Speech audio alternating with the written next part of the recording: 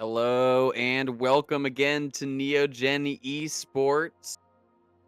Tonight we have a pretty exciting game going on. We have our boys at Neogen Xenos taking on GCCE Umbrella. What a mouthful of a team name. Tonight is a scrim match ahead of the boys joining into the Titan League. I'm joined here by Manatee tonight on the caster desk. If he's here, Manatee. Yeah, I'm here. Hello, hello. We'd welcome Manatee. Welcome. The draft has already started, as we can tell. It is underway here in the first little bit. So let's get caught up. Looks like Neogen picking up an early Kaisa, Umbrella, Caitlyn Nocturne combo. Interesting strats already coming out from both sides. Yeah, interesting to see from Umbrella that we're banning out the Vars and the Zigs. I'm still not really sure why teams has been banning Silas. Vuso has been really great on Silas, but Silas in the current meta, I don't think is all that great. But interesting to see it getting a ban still. Yeah, definitely catching some flack in the mid lane. They don't like Vuso Silas. We've seen it a lot through Blue Otter League, and this exhibition match tonight is just the same. So we'll see how that pans out for them. But you're seeing some pickups on the side of Neogen, a Xin Zhao in the jungle, and Aurora into the mid lane. Yeah, just looks like pure comfort for Neogen so far. Profit on the Zinzao and Vuso, presumably on the Aurora. Um, both really great pilots of both of those champions. And when it comes to Zinzao, like Profit really knows how to make this champion work in the early game and transitioning into the mid game is also one of his strong suits with this champion. Yeah, it's been definitely an exciting one to see him in these games that he's played. The Xin Zhao really has been very impactful. Definitely a highlight champ for Profit. Might want to put the spotlight on him and see how he can kind of pilot this early game. When he's had good games on the Xin, he's really came alive and helped the team find a road to victory a lot of the time. So I think he plays a really big role here on that Xin Zhao. Absolutely. And just Profit's role in the team, Profit really does set up a lot of these early game advantages for Neogen. And, it's great to see him, set up these early leads, but the fault of Neogen has historically been their mid game transitioning. They have these great leads, but they just can never transition them. But it seems like throughout the course of Blue Otter, they've really worked on that and they've really sharpened up their mid game. So I'm really excited to see if Profit can still turn over some early game advantages for his team and seeing how his team works with that gold advantage. Yeah, you saw some really big wins against the Purple Pirates and the Karate Kids at the end of Blue Otter week 6 and 7. Huge dubs came out from the side of Neogen, absolute stomps, and it kind of felt like they finally found their footing.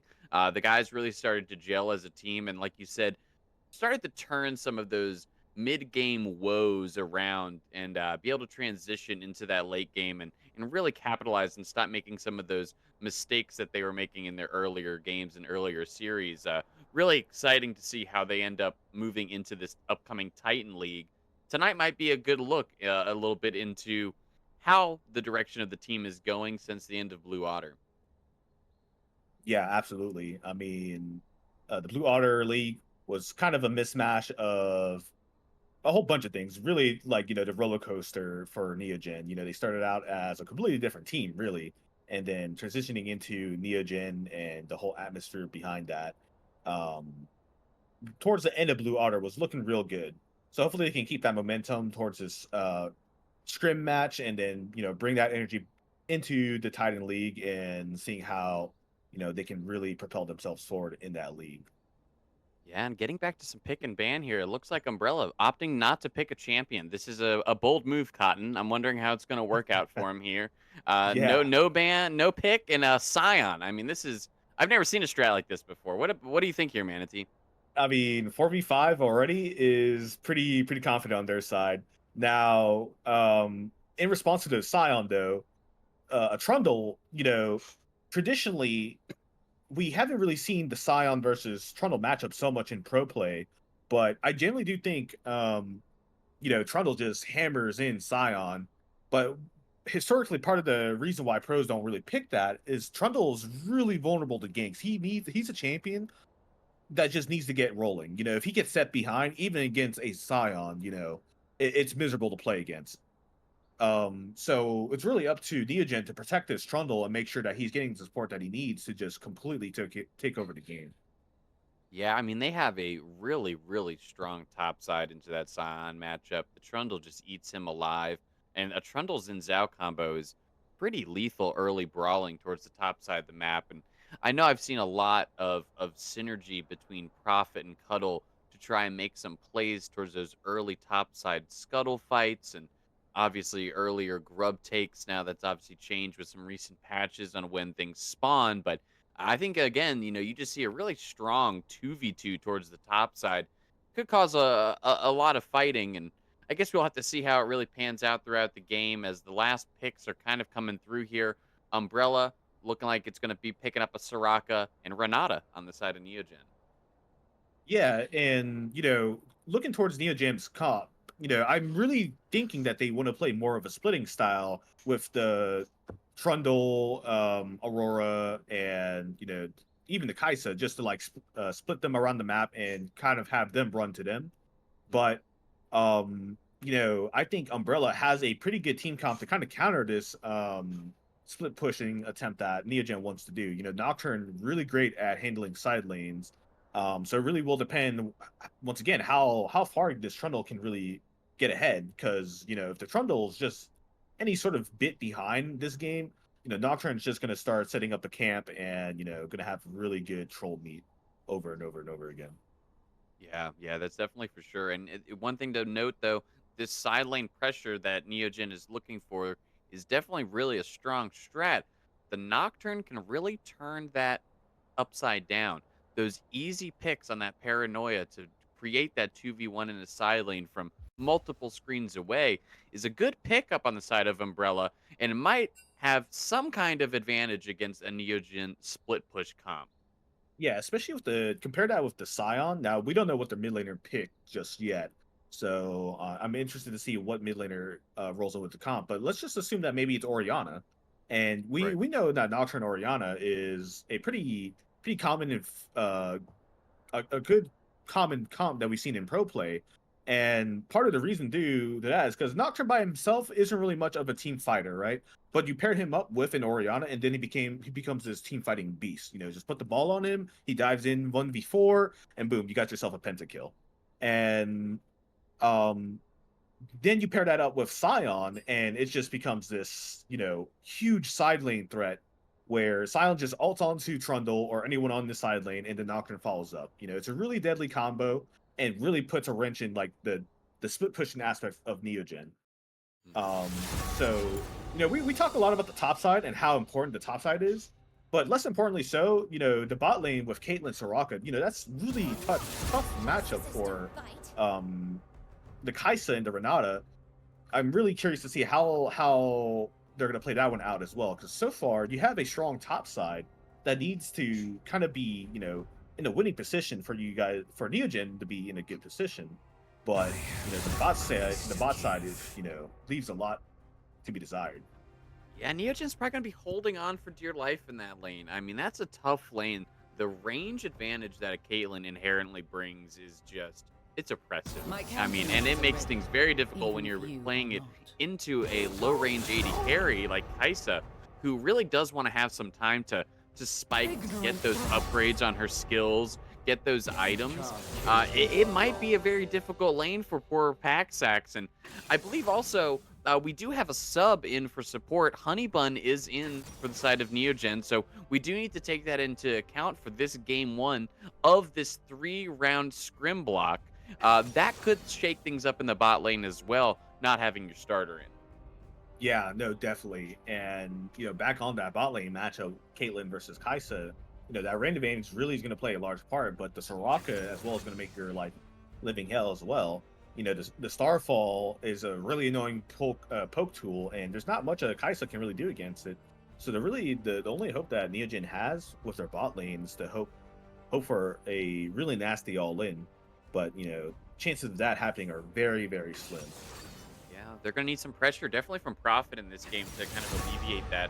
that overwhelming range deficit and the pressure that can be brought by a Caitlyn Soraka. Because, I mean, Kaisa Renata, I don't know how you really kill that Caitlyn if that Soraka is able to keep her up with the heals. It's just incredibly Oh, I frustrating to like have how a you're dividing prolonged your bay. engagement against that. You definitely have to call down some pressure. But we have seen Neogen does make a lot of four-man plays into the bot side. We saw a lot happening in Blue Otter, and a lot of times very successfully, pulling Vuso and Profit down. We'll see if they're going to utilize that this game as well. Yeah, it's an interesting comp Neogen has going for him. We see now that on the side of Umbrella that they're millionaires in Aurelia mid. Could also be a Scion mid. It's not really confirmed, but whether it's Aurelia or Scion, I think that also kind of leaves the threat of that the flex with the Scion, right? Because Scion could definitely mid. And against Aurora, it's may not be the easiest matchup, but Scion mid doesn't really need to win. He just needs to scale up and just tank. And when we talk about Aurelia versus Trundle, I think that's a much harder matchup for the Trundle. Um, and it definitely, once again, drafting wise, it looks like Umbrella does have a little bit of an edge here. Team fighting, splitting, it looks like they answered Neogen's comp quite perfectly, but execution wise, I'm still gonna have to give it on the Umbrella side. I think their comp is just a little bit easier to execute, but I'm not counting our boys out in Neogen just yet. They absolutely need to play to their win con, right? Their win con really is this Trundle. I really feel like the Trundle needs to get ahead and needs to be this unstoppable force that just collapses on towers and takes them instantly. Yeah, getting that information on the Irelia going mid is really, I didn't see that one coming, actually. I didn't think it was going to be an Irelia. Definitely much more of an aggressive pick that I wasn't expecting, but like you said, a good answer into our boys in Neogen. I think that Irelia is going to prove to be problematic in this game if not taken down early. Absolutely. And if this is an Aurelia mid against Aurora, that's just once again really tough for an Aurora to really deal with. And I'm just kind of thinking like Neogen's comp really is kind of lacking severe damage. Aurora's I don't really see Aurora as much as like this consistent damage dealer. I feel she's more of like this one and go burst mage, right? Like Mhm. she uses her ult, she picks a target, she does her burst damage, and then she's out, right? But if you look at the side of Umbrella, who can you really burst on that team? Sure, maybe Vuso can get on the Soraka and burst her every single time. And if that's the case, then that's one clear win con that Neogen has to play towards. But it really depends on how far ahead Vuso is and how he's able to manage, the team fights and who and his target selection. Yeah, I think this early game is going to be really pivotal. We were hyping up the Neogen early game. They definitely play very strong early, and they've cleaned up a lot of those mid game mistakes. I think this early game is going to be huge in deciding the tempo of this one. Both teams have some scalability, but neither one I think is just out of this world. You can't let them get to late game. I think whatever team is going to take this early advantage is really going to dictate the pace of this one. I want to actually give it a bit to Neogen on this early game. I think the scrappiness towards the top side is way better for the Neogen comp. And in these first 4 to 5 levels, I think they really got to capitalize on that. I absolutely agree. The early game for Neogen is where this comp really shines. The Zinzal Trundle, absolutely, no matter what Trundle or who's Trundle's lane opponent is, Trundle in those 1v1s can still reduce the opponent's AD, can still provide a massive amount of utility with their pillar. It doesn't really matter who's he going against. It's up to Profit and Cuddle really just to exploit their champions early game and hope it's enough to just ride into the mid game, late game. Yeah, we'll definitely see how this one unfolds. We've definitely got some exciting league coming soon. Again, thank you to anybody that is out there watching and following Neogen Esports. Please make sure to look below and check out our socials: Twitter, TikTok. Join our Discord. We got a lot of really great ways to keep in tune with the community, with the players, and the production, and really just get involved in Neogen Esports. We're going to be joining the Titan League here in a couple of weeks. This game tonight, as I was saying earlier, is a scrimmage game. It's going to be a three block, so you got three great games coming to you. So yeah, should be a lot of fun. Like I said, please, please, please, please check out those socials. We would appreciate any follows and likes. And just join the fun. It's going to be a great time. We have a lot of fun over here at Neogen. Yeah, for sure. They're our boys are joining a new league.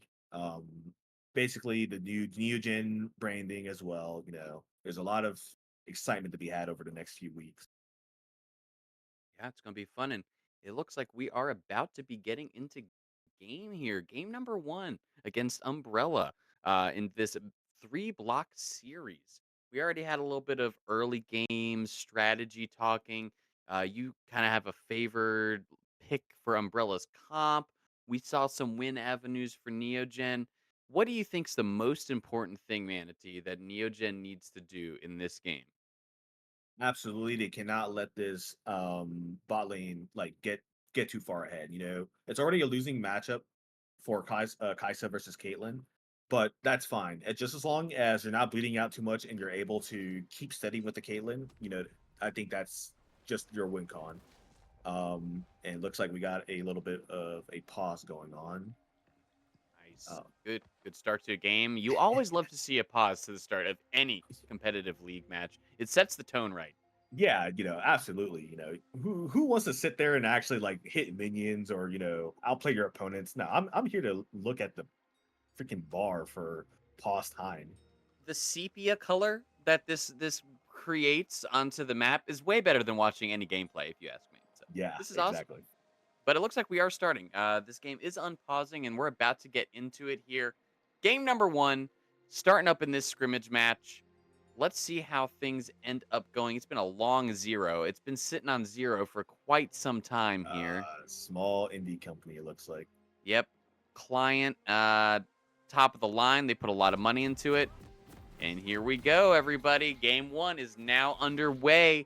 Neogen Esports versus something something Umbrella. Let's get it. Yeah, I'm real excited to see what Neogen has to pull out here. Gonna see how these level one strats end up going. I feel like Neogen doesn't really have a lot of great level one CC, so you're seeing a 5 point come out from them, as well as it looks like a 5 point is going to be coming out from the side of Umbrella as well to match. Pretty standard early game, playing it 30 safe, seconds seeing till what each minions team does. spawn. Yeah, and I think the 5 points fine here. Maybe I would have want to see a little bit more aggression from Neogen's sort of side, but I don't think they win the level one. I think the level one is a little bit weaker from Neogen. Um, but one of Prophet's really major goals this game is to keep track of the Nocturne to make sure he's not making plays around the map. Um, we can't see this Nocturne just getting free ulties and getting value Minions out of have his ult. spawned. It would really put a huge wrench into Neogen's plans. Oh, we see a bit of aggressive warding coming from the Nocturne, but nothing Yeah. is going to come out of it. Looks like Neogen got their own ward in the top side there, so they just match those wards. They're looking at the chicken camps. They're going to kind of have an idea of where each one is starting, and it does look like Prophet did ping that one out. Knows there's a ward in that camp, and he's going to start the red, while it looks like Nocturne actually is starting his wolf camp. Oh, yeah, a little bit of an interesting path. Now, I think jungle pathing did change slightly due to the grub changes. As far as I know, Nocturnes prefer to start with the Raptors and then, full clear that into another Raptor full clear into grubs, and that's how they can get a very early level 6. But it seems this time around with the grub changes, this Nocturne might be doing something else. And nothing crazy happening so far. We did see a little bit of heavy trading from the mid lane. Both mid laners kind of low on health right now. Yeah, it's definitely a volatile mid lane right there. That Irelia wants to try to push that early lead, stack up, and get as much damage down as they can. As you see, both bot laners hit level 2 here. It's a little bit of poking and farming. No hard commitment yet. Yeah, the biggest tell of this game so far is where is Prophet going to go first. Looks like Cuddle has already cemented his lead against the Scion, who started with Longsword. Um, little bit of a riskier move from the Scion. Could be a Scion specific matchup thing. I'm not very too well versed in the way of the boss and his matchups. But Yeah, I was gonna say this could be some Bausian law, some Baus tech coming out here from the Scion, a longsword. Are we gonna see a full AD Scion here? A lethality Scion even? That could be yeah, crazy. now that would be real fun to watch. Let's see if Los Ratonas have really infected the league amateur scene that much. And we see that Soraka taking a very heavy trade. I think that's quite a bad mistake to really be making in this lane, in a lane where you really should be hard winning. And even this Caitlyn taking this sort of trade, so far they're really managing this bot lane very well. Yeah. Oh, and a flash comes Ooh. out from Vuso in the mid lane, trying to get away from that Irelia damage. A little bit scary there. Probably a good flash, but not much mana now left on that Irelia to dash around. We'll have to see if anything else comes from that in the mid lane. Yeah, I think Vuso is in an okay spot. I don't think I really has any sort of kill pressure, and we got Prophet kind of hovering just to make sure. Um, so I guess overall good stuff from Vuso. Did lose his flash though, but against this Aurelia matchup, you really got to be careful with your flash down. Yeah, and you're starting to see now on that bot side a little bit of what we were talking about earlier. That sustain from the Sorakas coming through, and slowly but surely they're whittling those health bars down, and Neogen is having to play on the back foot as you see Nocturne making his way down towards the bot side. Could potentially look for a dive. Ooh, yeah, and this is not what you want to see. Prophet has been spotted on the ward up top, and they definitely know he's there, and they're just kind of playing around with him. Meanwhile, their bot side is going to get absolutely rolled, and the TP coming from Vuso. Can they get the Soraka? Oh, the bailout just not in time. Um, and now we got Vuso TPing in, and he's going to lose an entire wave mid. So far, really great advantage coming out from Umbrella. Yeah, definitely a rough set right there. Unfortunate timing with the TP was just took too long to get down there to really make a difference. But thankfully, though, Paxax does find a kill on the Soraka as a little bit of a gift at the end there. Definitely loses a little of the wave, but not the worst trade overall. Really, I think who gets hurt most there is really Vuso. Yeah, no, for sure. Buso is now down 3 plates and now a significant gold lead.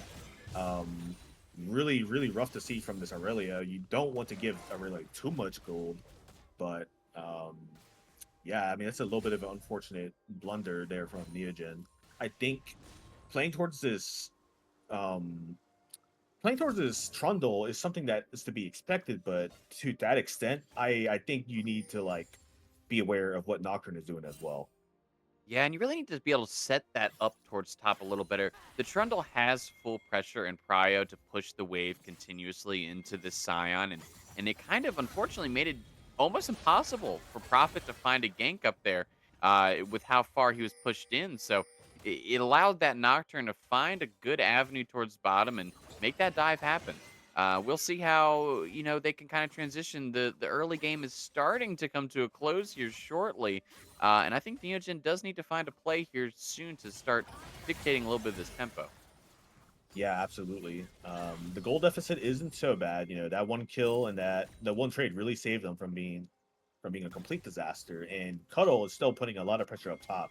So that's why we see the gold graph and the gold difference not being as large as you think it would be. Not to mention, even despite Packy Sacks going down for that bot turret, still farming phenomenally well. Um, it's really now the major gold difference I'm seeing is from the mid lane. Ooh, and we saw you. Oh, that was some Scion tech, I guess. That was a weird interaction. I'm not exactly sure what that one was, but he does get himself out of harm's way as the Nocturne hits level 6 and immediately goes in onto the Kaisa, but Kaisa does get away from that one. A flash from Honeybun finds her to get away to safety as well. Nothing else materializes for Umbrella. Neogen lives another day.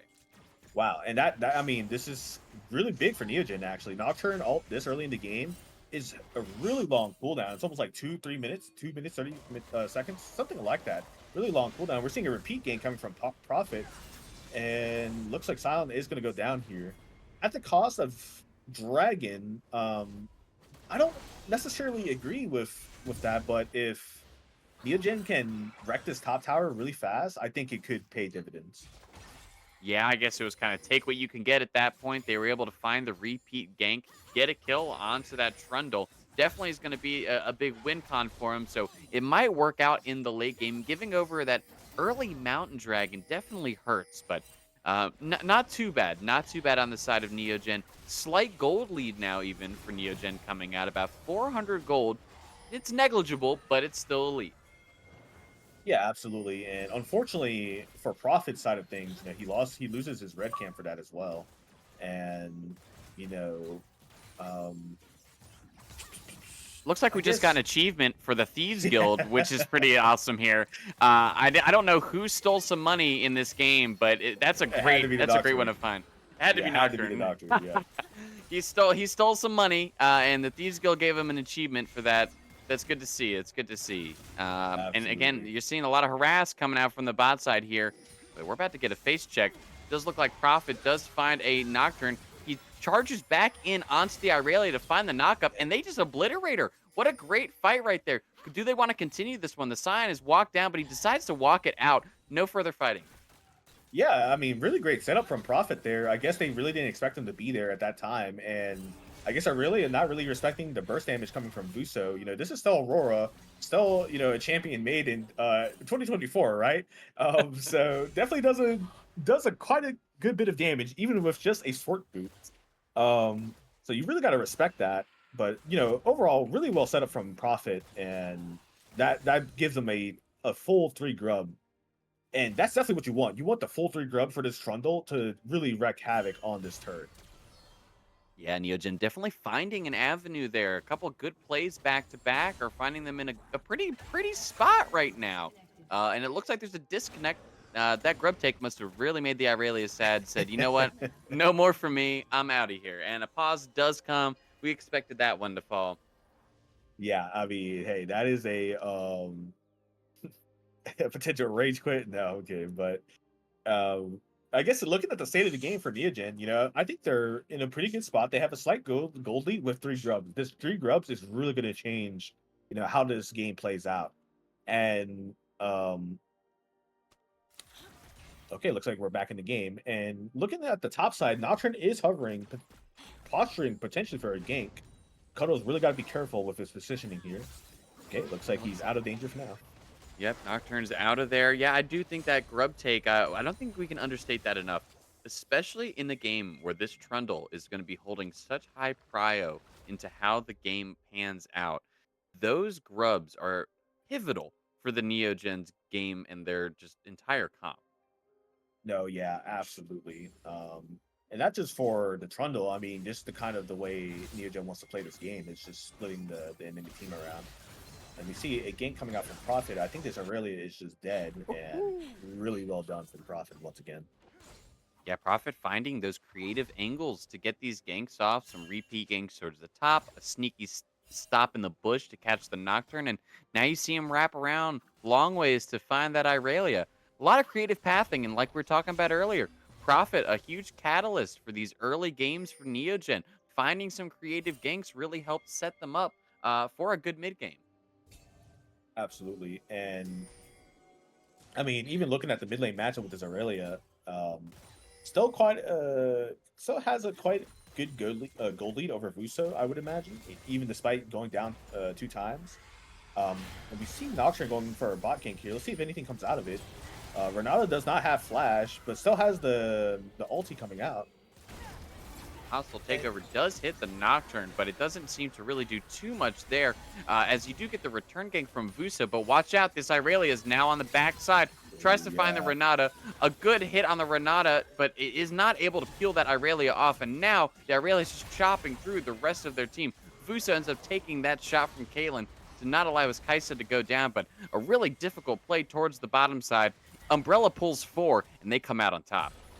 yeah, I mean, it's just a man's advantage here. Prophet's nowhere to be seen. He is here now, so let's see if Prophet can turn around um, some of this back. We do see the minion wave cleared, almost getting the third Q off, and we have Trundle now down here, and it looks like this is going to be a complete cleanup from Neogen. One goes down for Neogen though, A big and overstay, though, by Umbrella. I mean, now it's just Neogen is mopping this up and pushing them out of here. And they're not done yet. That Soraka has to burn Flash to get out, which is a great spell to have on the next engagement that takes place. Umbrella stays a little too late. They end up getting burned on a good play. Yeah, and the Soraka potentially is going to fall here. You know, there is something to be said about dying and just sacrificing yourself so you don't lose your tempo, and that's probably another thing to be said there. You know, delaying your death timer like that just absolutely just kind of puts you out of like any sort of map play that you want to do. Yeah, and And we look at see that the damage. action's still not like over. Muso TPing top lane and Prophet down here looking for an engagement on the Nocturne. Flash being blown from Renata. Does not look like Renata is going to survive this one, unfortunately. No, it does not look like it at all. Action taking place all over the map, and Umbrella now finds himself with the tempo to pressure this dragon. I don't really think there's going to be any way for Prophet to try to take this one. Is he really going to go for this fight against the Irelia with the whole team there? This is a risky one for Yeah, Prophet, this and is I think not it's looking going to end good. up being disastrous for him. He has to flash to get out of range, but that Irelia is not finished yet. He just gets under the tower to avoid it, and now you see an engagement from Vuso. Puts down the weirding onto the rest of their team, gets a lot of damage down, and Cuddle has joined the fray to try to make something happen. Hits a And trap, Paxas is here now has to. too. Paxax is also here. It's becoming a full-on fight, but Umbrella's able to secure that dragon, and looks like it's going to walk away. Well, maybe not. Maybe not. Irelia walks it right into the bush with no vision and gets popped.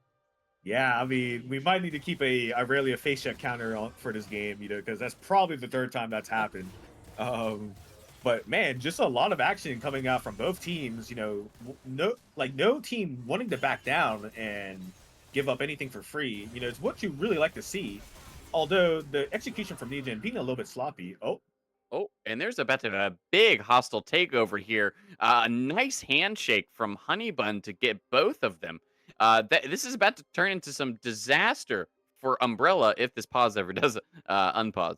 yeah, for if I was Umbrella right now, I'm really hoping that pause doesn't go or doesn't unpause. And They're gonna let it sit 28 minutes, Manatee. Let's be honest. They said, "Hey guys, let's see if they'll quit before this pause stops." Because whew, we're in trouble. yeah, I mean, yeah, this bot lane looks pretty cooked. So we got Vuso coming down here. Vuso does not have ulti or flash, but I think Vuso with the 4-0 Aurelia with the Luden's Echo. Is that what it's called? Luden's Echo? I have no idea. Luden's something. It's Luden something these days. They keep changing the names. It's hard to keep a track of. Yeah, I haven't built that item in so long, but hey, it did get a little bit of a buff. I think it's cheaper now. Some champions absolutely do benefit from it, and I think Aurora can definitely be one of those champions if you're just looking to blow somebody up. And potentially, Luvuso might just blow this bot lane straight to Kingdom Come. Yeah, I want to make a bit of a lore a comment here. This Irelia is giving me a flashback. Now, I don't know, Manatee, if you saw last week's game, their final game in Blue Otter, but there was an Ivern in that game Yeah, yeah, who killed himself over and over, face checking, and he had 7 to 8 deaths. Oh, but let me hold that. That is a gigantic ult coming from Renata to find those kills as that pause stops. And it does look like both of the characters on the side of Umbrella are going to go down here. Really great play. As this pause has kind of completely killed the stream for a second. Sorry, everybody. It'll come yeah. back in a second here, Yeah, hopefully. I think it just needs a little bit of buffering, but I think that's once again that's a double kill coming out to Vuso, who is now 6-0 on this Aurora. And well, I would have been 6-0, but got kill stealed by his support. Classic support players. Really, really That's need that gold. okay. It's a tax, man. It's a tax. Those supports need some love too. They put a lot of work in, and for a hostile takeover like that, I think Honeybun deserves one of those kills. Yeah, I'll let it slide. That was a really great two-man hostile takeover. Combined with the handshake, really good setup from Honey Bun, and Vuso really being one of these. On the Aurora, I was not expecting the Aurora to get too far ahead with this team comp, but I guess Vuso's really making me eat my words on this one. This is one thing that we've talked about a lot in our different casts, and we've seen Vuso's really played a really solid game. Most games that they've had over the course of this series and their scrims and season, he's been a very staple point in Neogen and a backbone in terms of carrying the team and finding the angles to really be impactful. I don't think enough can be said about his performance here in these games. Yeah, absolutely. And even when Vuso does get behind in some of his early game laning, he still manages to find great ways and avenues to come back. And Woo. you know, he's really letting them know that hey, he is fed. He's out to take names right now. Yeah, he almost insta-killed that Caitlyn right there on what looked like not really even a full combo. That was terrifying. Yeah, and maybe hopefully Vuso's game plan going forward is to just focus down the Soraka 24/7. And because if Vuso can do that 24/7 and insta kill the Soraka before the team fights even start, we see Paxax kind of getting engaged on. Should be fine. Has the had to burn his ulti to survive that, along with barrier, but seems to be okay. Yeah, it looks like Umbrella is now on the back foot after that one. And Prophet, oh, gigantic burst coming down onto the Caitlyn. Prophet is also no slacker. He's got a completed Hydra and a Caulfields. He does some serious damage right now, and that Caitlyn just found out. Yeah, I mean that was a really great example of Titanic Hydra. Getting the auto attack reset just to absolutely like demolish that Caitlyn. And we see a lot of question mark pings coming up from the bottom side. They're just letting this go down. I guess Umbrella doesn't really have much of an answer to this Trundle at the moment. Well, their answer is a 4-man towards the bot side, which they are sending almost all their characters now. Is really Cuddle's just going to try to cause as much mayhem and walk this one out as best as he can. Try to make them waste as much time as possible. And he will eventually go down here, but he's a problem. I mean, look at this. He just will not die.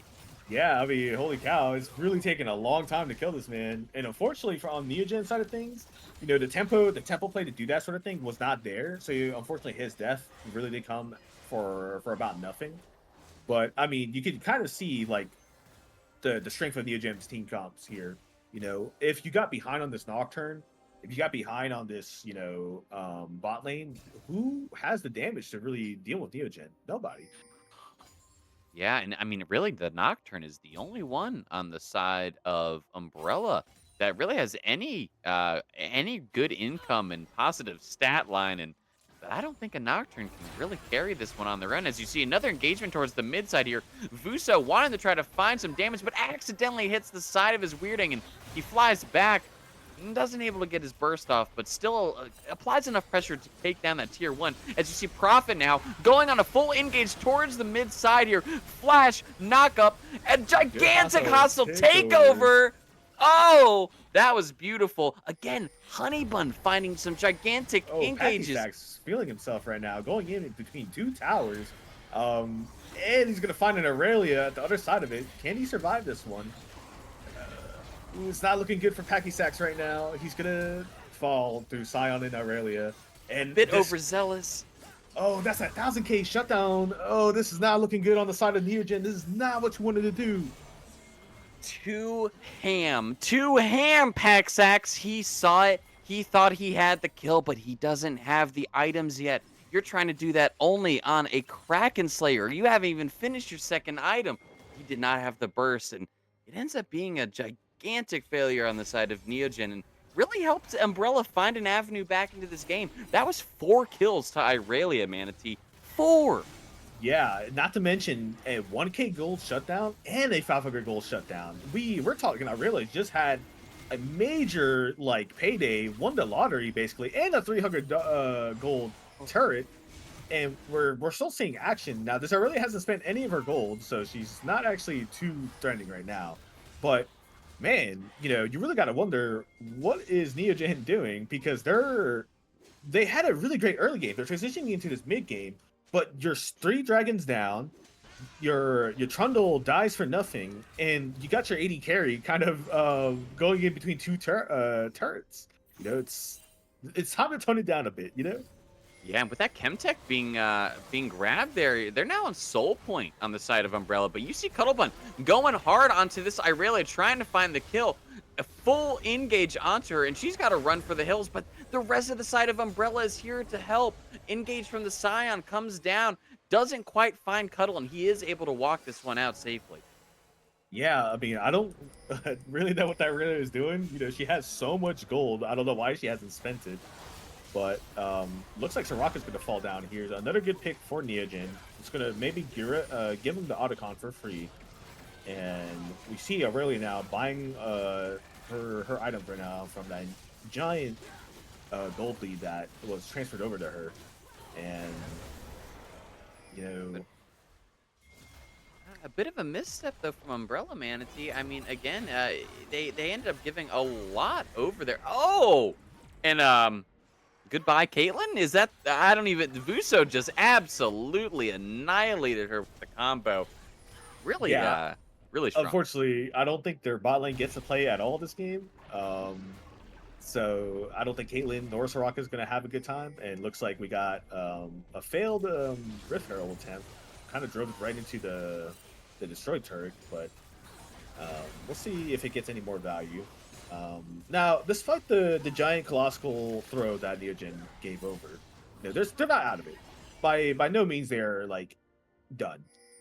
It's just that they really need to reel it in and realize that the enemy is on soul point. If you make another mistake like that again, you're just making the game so much harder for yourself. Yeah, no, by no means are they out of it. There's definitely still the lead, and the tempo is still in Neogen's favor. But like you said, one more mishap like that that's critical could really cause some problems for this mid to late game here. But Neogen taking their resets, trying to play it a little safe, but I don't think they know that they're on this ward, Manatee. Yeah, they really got to be careful. They did a split tempo reset, and their team is completely not synchronized right now, and Trundle's getting engaged on as we speak. This is kind of the problem with like the not resetting your tempo at the same time. If Cuddle falls down here, it's going to be real bad for Neogen. Yeah, and this is what I was talking about, the Nocturne, able to find that pressure and turn that 1v1 in the side lane into a 2v1 very quick. And now Prophet might find himself on a gray screen as well soon. Yeah, and that's a double kill over to the Caitlyn. We didn't think the bot lane was going to be allowed to play, but she finds herself two easy pickups as well. Yeah. Going back, you know, League of Legends it really is the definition of the butterfly effect. Imagine if both Honeybun and Luso got their recalls off. Renata could have been making her way up top lane to respond to the gank. Instead, she was delayed, and now she has no value. And Luso's stuck catching away bot lane. This is the kind of an importance of having a synchronized recall with your team to catch up on tempo and make sure that you are prepared to back up your teammates when it need be. Yeah, and Umbrella's now finding control of Neogen's blue side, steals away the blue buff, and they're finding a reset to come back onto the map stronger. Again, a bit of a misstep on the side of Neogen, overextended by Cuddle, and it was punished. Yeah. Now, I hate to say it, Poppy, but look at Aurelia. 3 items compared to Buso's 2 now. Um, really, really, what you don't want to see. If I was Buso, everybody's gonna start looking and say, "Hey, that's a mid diff," but really, it's not even Buso's fault. It was really overstaying from all of Neogen that really led to this Aurelia getting super accelerated. Yeah, 50 farm up almost on Busto there, but as hold that, we're seeing a bit of an engagement coming out here towards Dragon. A little skirmish, but it doesn't end up turning into anything else. But yeah, the 50 farm up on Irelia. That's a pretty significant lead with those 6 kills. She's a real threat in this game now, where she was pretty ineffective for a while. Yeah, and we do see once again the Soraka being engaged on, and a failed engage on the Soraka. That was Pakisak's ults being used to try to get that. And let's see how this fight plays out. This is soul point for Umbrella. This could be a good jump by Neogen there. They found the pick bush, and they're able to convert it into some early kills. Down goes the Soraka. Down goes the Nocturne. Do they want to continue this chase? It looks like they're going to take what they can get, but that was a great pickup on the side of Neogen, and they're going to transition that one to a free drag. Yeah, really good stuff from a Neogen just to kind of set up the bush trap there. Your enemy doesn't have vision, so they just kind of have to guess whether or not you're in that bush or not, and they guessed wrong. They were absolutely in that bush, and Nocturne and Soraka get punished for it. Um, and they secured themselves a dragon and put the enemy off soul point for another 4 minutes or so. But Neogen has to stay proactive. This game is not over. You absolutely have to not slip up, especially when it comes to Aurelia. This Aurelia is a massive threat for your team now. And unfortunately, I think for Cuddlebun, it means that even Cuddle's going to have a little bit of trouble winning this Aurelia at this point. Yeah, it definitely nullifies some of that split push capability that Neogen's going for from their top side. Is we see them starting to make some plays into the top side jungle here, trying to find that vision control, trying to make sure that they have what they need to be able to set up an easy Baron play. But someone's going to have to answer the Irelia on that bot lane. You can't just let her take all of this for free, and they're going to try to answer with a Baron take. Yeah, we have Uso recalling as they're taking the Baron. So let's see if Aurelia does not have TP. Would be really bad if Uso dies to Aurelia, but we're gonna have to see. It looks like a free Baron coming out from Neogen. So not much of a contest coming over from Umbrella side. Really surprising. They are gonna get a 2 tower take over there in response to the Baron. But overall, I think that's Neogen walking away with the Baron nonetheless. I think they're happy with that one. I mean, Umbrella had no idea it was even going on. Not a ping came down. They had no ideas. They're just now trying to get what vision they can and back it up as Neogen is trying to force and push towards his top side with Baron. Sion finds some damage onto the Trundle, and that Sion hurts. And you got to watch out here. Here comes that Nocturne again to try to make that pesky 1v1 a 2v1. Cuddle trying to find something. Pops the ult onto the Sion to gain those stats, but he is taking a lot of damage. Oh, and he does go down at the end of the day.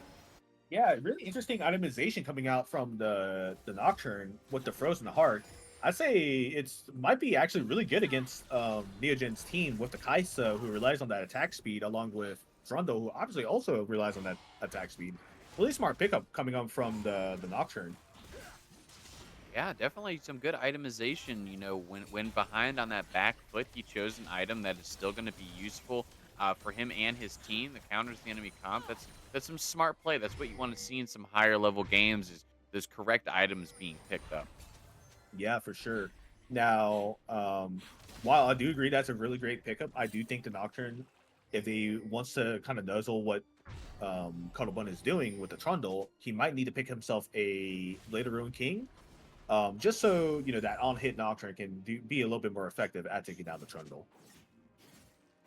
Yeah, I think the Nocturne has been showing its flavor though a bit in these 2v1s, turning that side lane pressure on its head on the side of Neogen. We've seen it at least 2 or 3 times now where Cuddle has been overextended, gotten into a fight, and then guess who shows up? It's Nocturne. Comes from 3 screens away and turns that right around, and it makes the play really difficult for Neogen to pull off this side lane split push comp. Yeah, and taking a page from Balsan Law, it's fine to give your life for a potential objective take for your team, but every time Cuddle has died, it's been for nothing. Neogen is not in position to really take anything when Cuddlebun dies. So, really, really bad positioning errors and tempo errors coming out from Neogen. They need to be in sync with the Trundle, and if Trundle is pushing onto a side lane, Neogen needs to be prepared either to help him out or take something on the other side of the map. Yeah, this turns into a stalled Baron. The Baron is really wasn't capitalized on due to that, and a good play on the side of Umbrella to find those picks. But now you see that there could be a bit of an engage here. Nope, they just get a little vision. They say, "Hey, how's it going, guys?" and walk that one out. Oh, actually, you're seeing an engage onto Packy Stacks right here with the Nocturne. Packy Stacks having the flash. Zinzao with his ulti going out, and looks like really scrappy so far. Renata really low. Really all being used. Huge Vuso all coming out with Aurora. 2 down so far from Umbrella. And yeah, I mean, really clean fight coming out from Neogen. I really want to highlight Paxax's positioning on the side of that red wall right there where red buff is at. He was free firing on the other side of the red buff wall, was not being touched at all, and he was absolutely cutting down Umbrella. That was a really beautiful positioning on the side of Packy Sax, and Vuso putting down that damage. Gigantic fight from Neogen, and you're going to see them capitalize. They're taking a whole lot on their way out. They might even try to go for, no, they're not going to go for the game. They're going to play it safe. Yeah, I mean, really great fight from Neogen, and surprisingly, the Caitlyn is way too far behind to be absolutely useful in these fights. Um, Really scrappy coming out from Umbrella. I don't think their target prioritization was all that great. As soon as they got the flash from Packy Sacks, I think you need to disengage and just give up the Drake. You have to you really have to play around getting these small advantages and seeing if you can like build those small advantages up. But it seems like Umbrella was just a little bit too gun ho in that last team fight. Yeah, it's a game of throws a little bit, Manatee. Who's going to make the worst mistake is what it really feels like in this game. You've seen a couple come out from each side here, but Neogen keeps finding the better of them. Up about 3K now onto the side, or 2K onto the side of Neogen, sitting in a pretty comfortable spot, but the game kind of slows down a little bit here. The mid wave pushes in. You see Umbrella's able to catch those resources. And really what? They're just waiting for the next Baron at this point. Yeah, and I think I hate to be the bearer of bad news, but I don't think that 2K, 3K goals shutdown that are going to Aurelia was really the end of the game or anything like that. I don't think this Aurelia has been too impactful in these team fights or even in the side lane. So really, this Aurelia having this huge gold lead is almost, two items or at least an item and a half up over Uso. Like, what is she doing? Can she really contest Muso despite being so far ahead? Yeah, she really is the win con at this point, though, unfortunately, for the side of Umbrella. And like you said, is really not shown much flair in this game. We'll have to see if there's anything this Irelia can do to pull around. There's at least going to be one more big fight coming out in this game. And I don't know if she's really got what it takes to be that star player. Yeah, it really so far not really impressed with our Aurelia pick. I think Aurelia is uh, pretty much a troll pick. It's not really a real pick as they say. We see maybe a potential contest coming out from Neogen. Nope, that is a secure coming out from Neogen and Umbrella on the back foot once again. Yeah, too slow to be able to react to that Baron take. And now we have another Red Bull not sponsored by Red Bull Baron power play coming from the side of Neogen. And they're looking towards the top side here to finally actually make something out of this Baron. You see Cuddle has found that Irelia with the pillar and is trying to put the engage. And it is a big engage coming out of the side of Prophet to find the knockup onto that Irelia. They get the pick and they're going to continue pushing this one down towards the top side. Paranoia comes out by that Nocturne, but no engage to follow. Yeah, I mean, I don't really think there's much Umbrella can really do at this point. Whew. Yeah, it's really starting to hurt. There's just the gold lead at this point doesn't matter. I mean, the comp that Neogen has drafted is just so much better at these 5v5 team comps. I thought that, you know, the execution for Umbrella should have been a little bit easier in my opinion, but doesn't look to be the case. Yeah, and geez, I tell you what, that was some damage on the back end there that Vuso put down onto that Nocturne. I don't know if you saw that combo, but that QE combo was huge. Yeah, Oh, absolutely. That was like a really big Aurora, champion. I really, really, really love Aurora. Really fun to play against. and we're sending another scrap now, taking down into this blue side jungle as Cuddle goes hard onto this Nocturne and finds the kill. But Prophet says, I am not done. Goes forward to try to find the Caitlyn, but she does get over the wall to safety. But again, they've created this mismatch. It's now a 5v4, and Neogen still with that Red Bull, not sponsored by Red Bull Baron power play, trying to find something towards the bot side to take this tower and really try to drive the nail in the coffin for the side of Umbrella. Yeah, I think this one's a wrap, Poppy. I mean, I don't think Umbrella's team comp can really do much, and we're seeing just kind of what goes wrong with drafting Oh, something like this.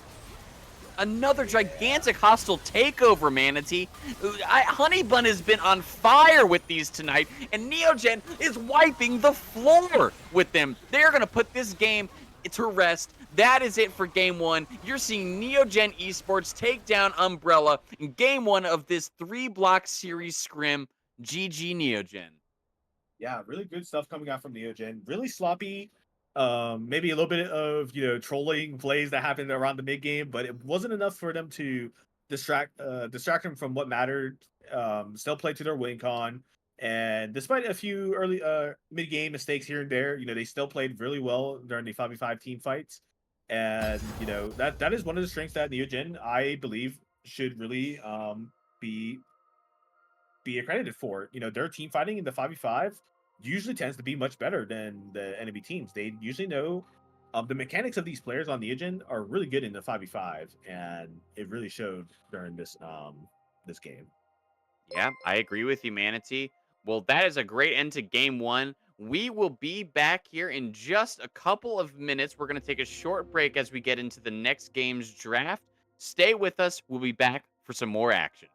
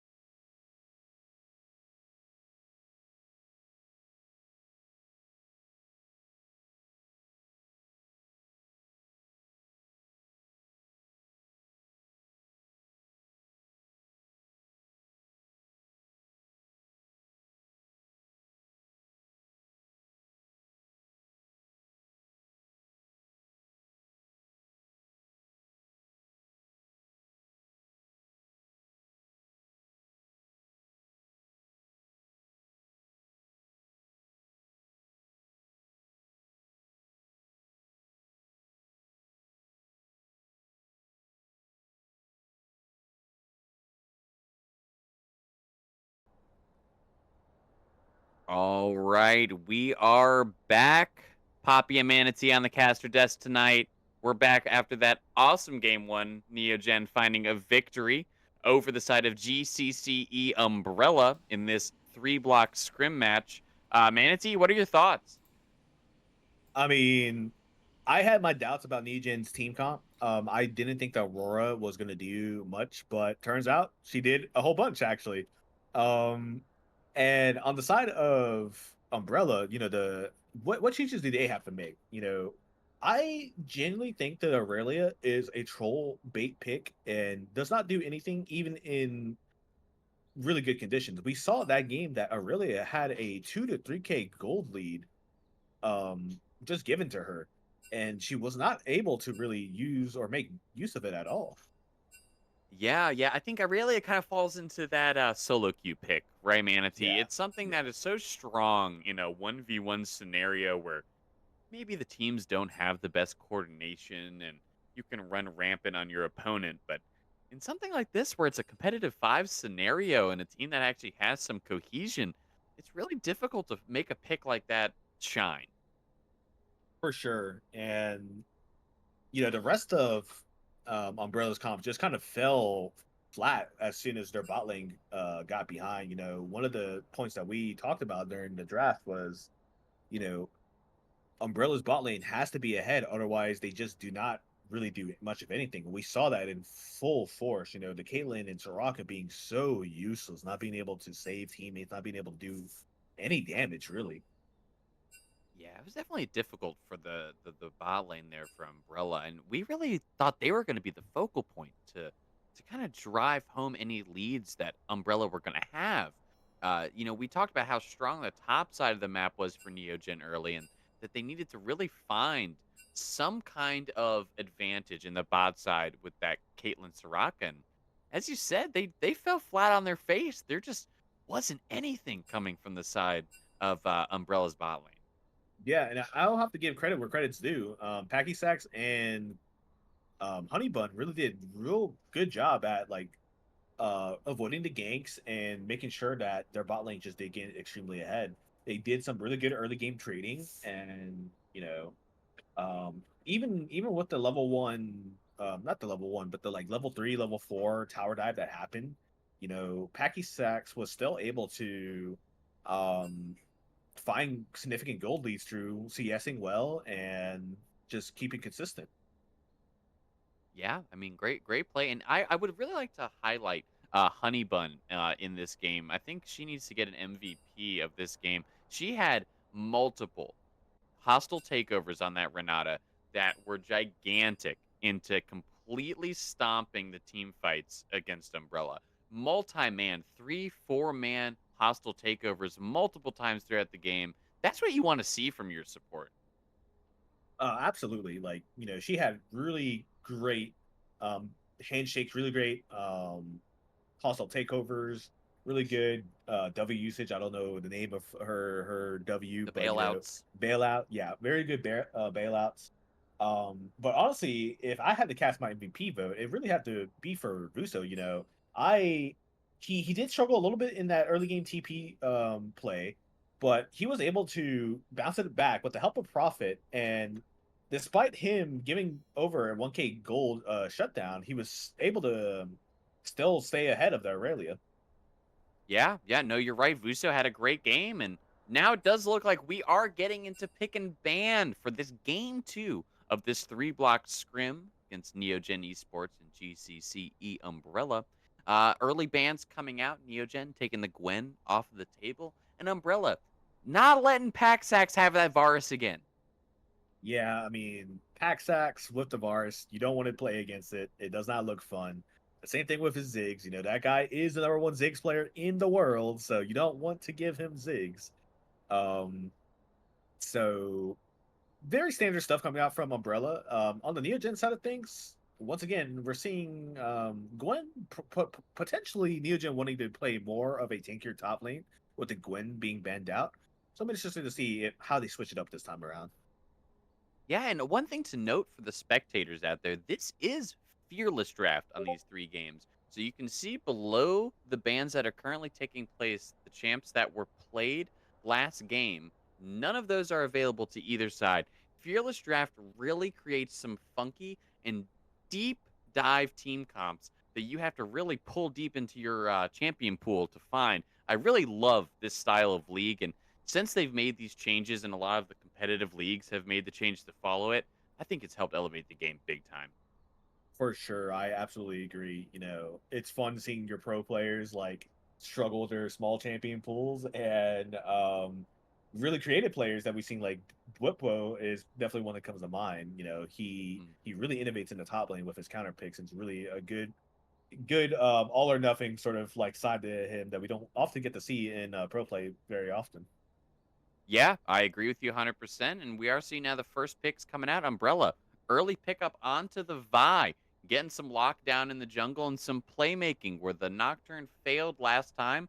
The Vi's trying to step in this time. It gets answered with a Skarner on the side of Neogen. A good Huh. pickup. Interesting in the jungle here. Yeah, I do agree with that. I think a Skarner into Vi is a pretty good matchup. Um Vi on the back end of some nerfs or changes. I think they just nerf crit Vi to my knowledge and buffed everything else. So no full crit Vi.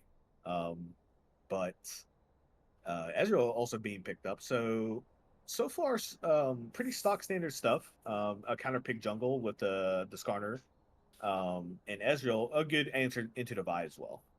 Yeah, good safe 80 carry. He can self peel pretty easily, has the long range for his poke and farming. Makes him a good early blind and gets answered on the side of Umbrella with a Vayne. Now, that's a ballsy pick right there, Manatee. A Vayne. Yeah.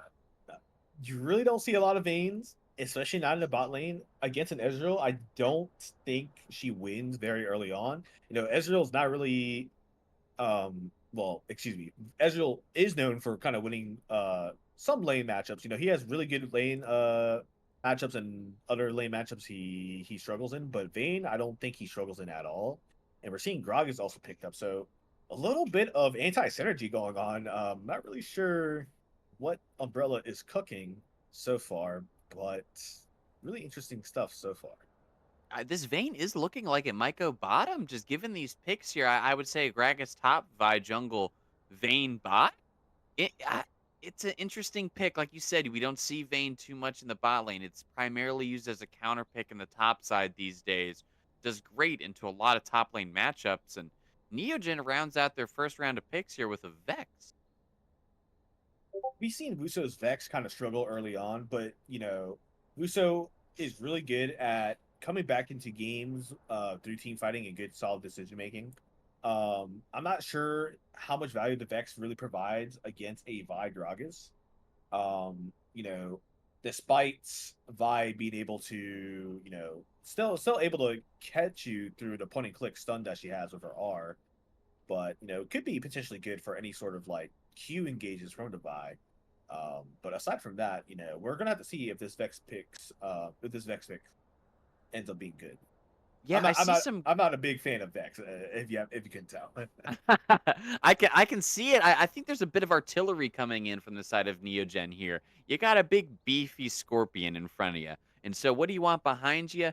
Two little people who shoot really far away. It looks like we've got some artillery with a tank. That's what I see coming out from Neogen with that Vex Ezreal. A lot of skill shots Umbrella's going to have to try and dodge. Now we're seeing a Yumi being hovered.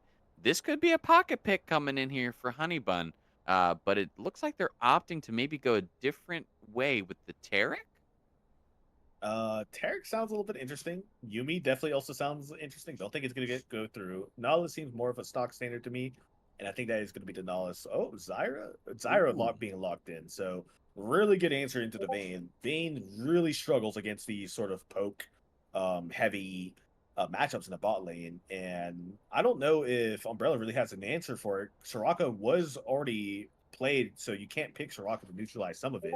So maybe Emilio to neutralize some of it, but it's not either way. The Vayne is not going to have a good time. This backline from Neogen is annoying. And when I Yeah, look at this here, a Vex Zyra Ezreal, that is just annoying to deal with. And it looks like Umbrella's going to answer that with a Xerath, some range of their own to try to counteract some of this artillery barrage that Neogen is starting to place down. Azereth, interesting pick into their comp. I don't really know exactly what Umbrella's going for here, to be honest with you, Manatee. Yeah, I don't know. Xerath definitely is a pretty good mid lane pick right now. Although I don't think it's good into Neogen's team comp. I don't think you pick Xerath without really looking into the enemy's team comp. And so far, lane matchup wise, Xerath does have the edge on Vex pre six. But after level six, Xerath can really feel the pressure coming from the Vex. As soon as Vex gets one good ult onto the Xerath, you potentially could die. And a good pickup, I will say, from Umbrella to take away the Camille. Cuddlebun hasn't been known to play Camille, but if I am playing Xerath, I definitely do not want to play against a Camille Yeah, this or is a Jax, really. interesting here. Where is Umbrella going with some of these chances? Is this a Gragas support? I've seen some Gragas support in the LEC in pro play being played quite a bit. Could it be coming out here in this game too for Umbrella? I think potentially that could be a Xerath support as well. Um, Yeah. Maybe a Gragas mid. If that's the case, once again, uh, a a little bit of a clown fiesta coming up from Umbrella. I'm gonna go ahead and say it. Neogen, I'm more favored on their team comp. It's very easy to execute. You have good fronts on all ends, good split push threat, good team fight threat, Hmm. um, and good peeling for both your carries. Meanwhile, beside Umbrella, what do you really have? You just with the Camille Vi, you do have massive dive. Gragas being more of a mid lane, midliner for their team comp could provide good peel for Vayne. So maybe it could work out at the end for them. Yeah, it's an interesting comp. There's a lot of flex potential here, and that's definitely something that I don't think can ever be understated in competitive league.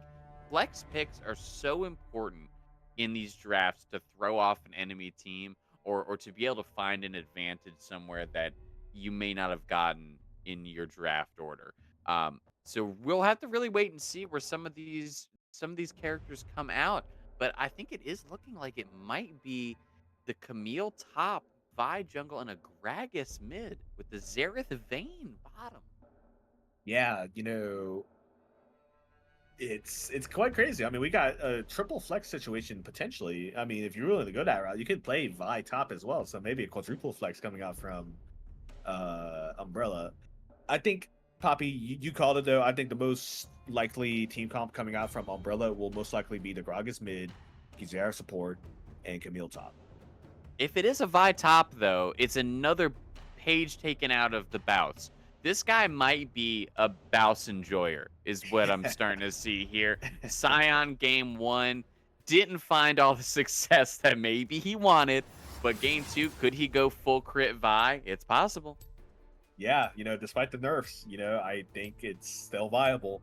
Um, but it's interesting to see how Umbrella plays their comp. I think, you know, I'm not counting them out. It is a little bit of an orthodox or a weird team comp that Umbrella is running, but I think it's still viable. I think the Gragas provides a good peel. The Vi and Camille can definitely still dive onto the Ezreal, for example. And the Vayne still is Vayne. If you let this Vayne get ahead, it's going to be a disaster for Neogen. Yeah, we'll definitely have to see how this one pans out. Neogen side, let's talk about their team comp a little bit here. What's the win con, Manatee? What's the win con? I think 5v5, they're definitely way stronger early game. Neogen has to be careful they don't get outscaled. The biggest scaling factor is this Vayne, right? Neogen does not have a lot of good answers for this Vayne, aside from maybe the Jax and the Vex, right? But you can't put all your eggs on one basket, especially on Umbrella side. The Vayne could be your late game threat, but if that's your only late game threat, then you're gonna get outplayed some way, some fashion. Now, the win con for Neogen, I would think, is that you should simply play around vision. You pick up objectives as you would, and just force as many early game fights as you can. because you're simply just stronger early game. Vayne early game, we all know how it is. It's very sluggish, very bad, especially against an Ezreal Zyra. Shouldn't be allowed to play the game. Um, and Gragas into Vex, that's a pretty losing matchup for the Gragas, and Vuso should be expected to have full lane priority. So once again, what does the Skarner do? Now it's up to Prophet to kind of like, what does he do this game? He needs to make sure that he's pressuring this Vi. Despite Vi being a pretty strong early game to mid game champion, you're still vulnerable to invades. And I think what I would like to see from Prophet this game is invading the Vi and making sure that she cannot pressure your team in any sort of fashion. Yeah, matching that Vi is going to be crucial to not allowing a snowball to take place on the side of Umbrella. Like you said, the Vi, while it is a great playmaker, is susceptible to some ganking or and some invading. So we'll have to see how Prophet and the rest of Neogen are able to keep tabs on that Vi, not allow her to find a couple good plays. If the Vi does find some good ganks and is able to accelerate the Camille or able to accelerate the Vayne, it could be very, very dangerous and hard for Neogen to find an angle to win. Absolutely. Like I said, the answers for the Vayne are there from Neogen. It's not like they don't have any answers if the Vayne gets fed. But now you're kind of playing into the enemy's hands. Like, how do we deal with the Vayne instead of how do we win this game? Yeah, and it does look like we were right. It does look like it's going to be a Gragas mid here. Interesting pick. I feel like the Xerath would have had a better time against this Vex. Gragas just doesn't, I don't know, just doesn't seem like the greatest pick here mid. But again, would it really have been fun to go into a Zyra either as Gragas? Probably. Probably. Yeah, I mean I don't really agree too much with the Xerath into Zyra either. I'm not really sure what the Xerath is supposed to provide for the Vayne in lane. I guess maybe poke him back, but like it's a double poke team, like 2 versus 1 in terms of poke. What is Vayne going to provide for the Xerath? Yeah. Well, here we go. It is game number 2 in this 3-game block series, Neogen Esports versus Umbrella. We're going to see how this one pans out. A little bit of early game posturing to try to get some vision control towards the top side here for Umbrella, but it looks like they're a little afraid to walk through. Looks like Yeah. they're starting to walk through now. Neogen is in position to kind of stop any of this from happening. And no one wants to pull that trigger, Manatee. Everyone's a little bit afraid to start a fight right off the back there. And it looks like they do end up just walking it out, not getting that vision. But they're coming back for a second pass, Manatee. Yeah, I mean, on the side of Neogen, they got their deep vision down for the Raptors, but doesn't seem like Umbrella's gonna get that same effect. So really good stuff from Neogen so far. Getting that early ward definitely does help them a little bit. Yeah, good small victory for Neogen here in the first minute or so. Finding that vision, getting that control, and trying to keep a tab on the vibes. What we said they needed to do in this early game to avoid a lot of those early pressure ganks. And good stuff coming out of Neogen with that vision control. Yeah, so the game plan for Prophet last game seemed to be more focused on top side. He kind of abandoned his bot lane most of the game, and luckily for him, his bot lane seems to be pretty goaded. So they were able to walk away pretty even in that Caitlyn matchup. Now this time around, I don't think you can necessarily abandon your bot lane, nor I don't think it's necessary with the Jax. The Jax Camille matchup, um, as far as I know, is mostly skill driven, maybe a little bit favored towards the Jax. Maybe I'm not too familiar with that matchup, but um, definitely, Prophet should kind of look to play more bot side, especially with the dragons. One of the points that I want to make from last game, the enemy was close to soul point. With a large lead that Neogen had last game, they should have really played more around the dragon. Yeah, I do agree. It does look here, as we're looking at the state of the game a little bit, quite a bit of poke obviously coming down towards the bot side here as we expected. As you see a nice arcane shift forward from Paxac, trying to get a little aggressive onto this bot lane for Umbrella, and it seems to be working. Those health bars are getting whittled down right now for Umbrella. Yeah, I think this is kind of what you expect to see from this bot lane from Zyra, Ezreal versus Vayne, Xerath. I do want to say that I'm kind of seeing the vision for the Xerath where you try to get as much damage as you can from the Xerath, so maybe your jungler can go and bail you out. So let's see if Paxax and Honeybunny can keep healthy to avoid, any sort of major ganks. But that's also on the side of Profit to make sure those ganks are also a 3v3 rather than a 2v3. And it does look like right now both junglers are pathing down towards the bot side here. So again, good play on the side of Prophet and Neogen to match the pathing of Vi. And Vi said, well, I'm not going to be able to take this bottom side scuttle. I'm going to have to run all the way to the top. Yeah, despite all the poking that Vera can do, doesn't look like a lot of his skill shots are landing. So the bot lane's perfectly healthy. Vayne's down to, 1/4 of her health. So really good spot from, oh, good ganking from Prophet. Is this mid laner going down? And he's down for the count. Ooh, a nice little snipe on the rock there at the end for Prophet to find that kill onto the enemy mid laner. It does look like the Vi tried to look for something top, but Cuddle's able to walk that one out. Great early play for Neogen. And I think on the side of Umbrella, let's just talk a little bit about this mid lane matchup, right? Between Vuso and dude with some foreign words in his name. um so far from what I've seen, this guy is very susceptible to ganks. As we see a little bit of a scuffle from Skarner and Vi here. Looks like nothing will come out of it. But yeah, back up to the mid lane matchup, really bad fundamentals coming from the mid laner from Umbrella. Getting caught out, face checking, no wards placed down. These are the sort of mistakes that in competitive League of Legends that you will absolutely be punished on. Yeah, I definitely agree with you. It definitely seen some good stuff coming from the mid lane, and I think this mid lane matchup was one of the more volatile spots last game where it kind of rode on who was going to carry in a way. Vusa really showed out big time last game, even though he was on the back foot early, and the Irelia, who had all the resources, really didn't turn them into much of anything. So I worry now this time, maybe they're going to have a harder time on the side of Umbrella being able to do anything towards the mid lane with a Gragas. You didn't see much from the Irelia. I don't know if he'll be much more impactful on this pick. Yeah, for sure. And we see this Camille going down as well. Really good stuff from Prophet with his Skarner. Always where he needs to be. And really good stuff so far. Yeah, we're just seeing some posturing again. Prophet now trying to find another gank into the mid lane, but that was a great Gragas barrel to knock both of them back in, but it is not quite enough. A flash forward from the Vi to try to pick up something on the back end, but Vuso hits another ultimate onto the Vi. Prophet walking that one out, and Vi's still punching, trying to find something, and she does a lot of damage, but Vuso is able...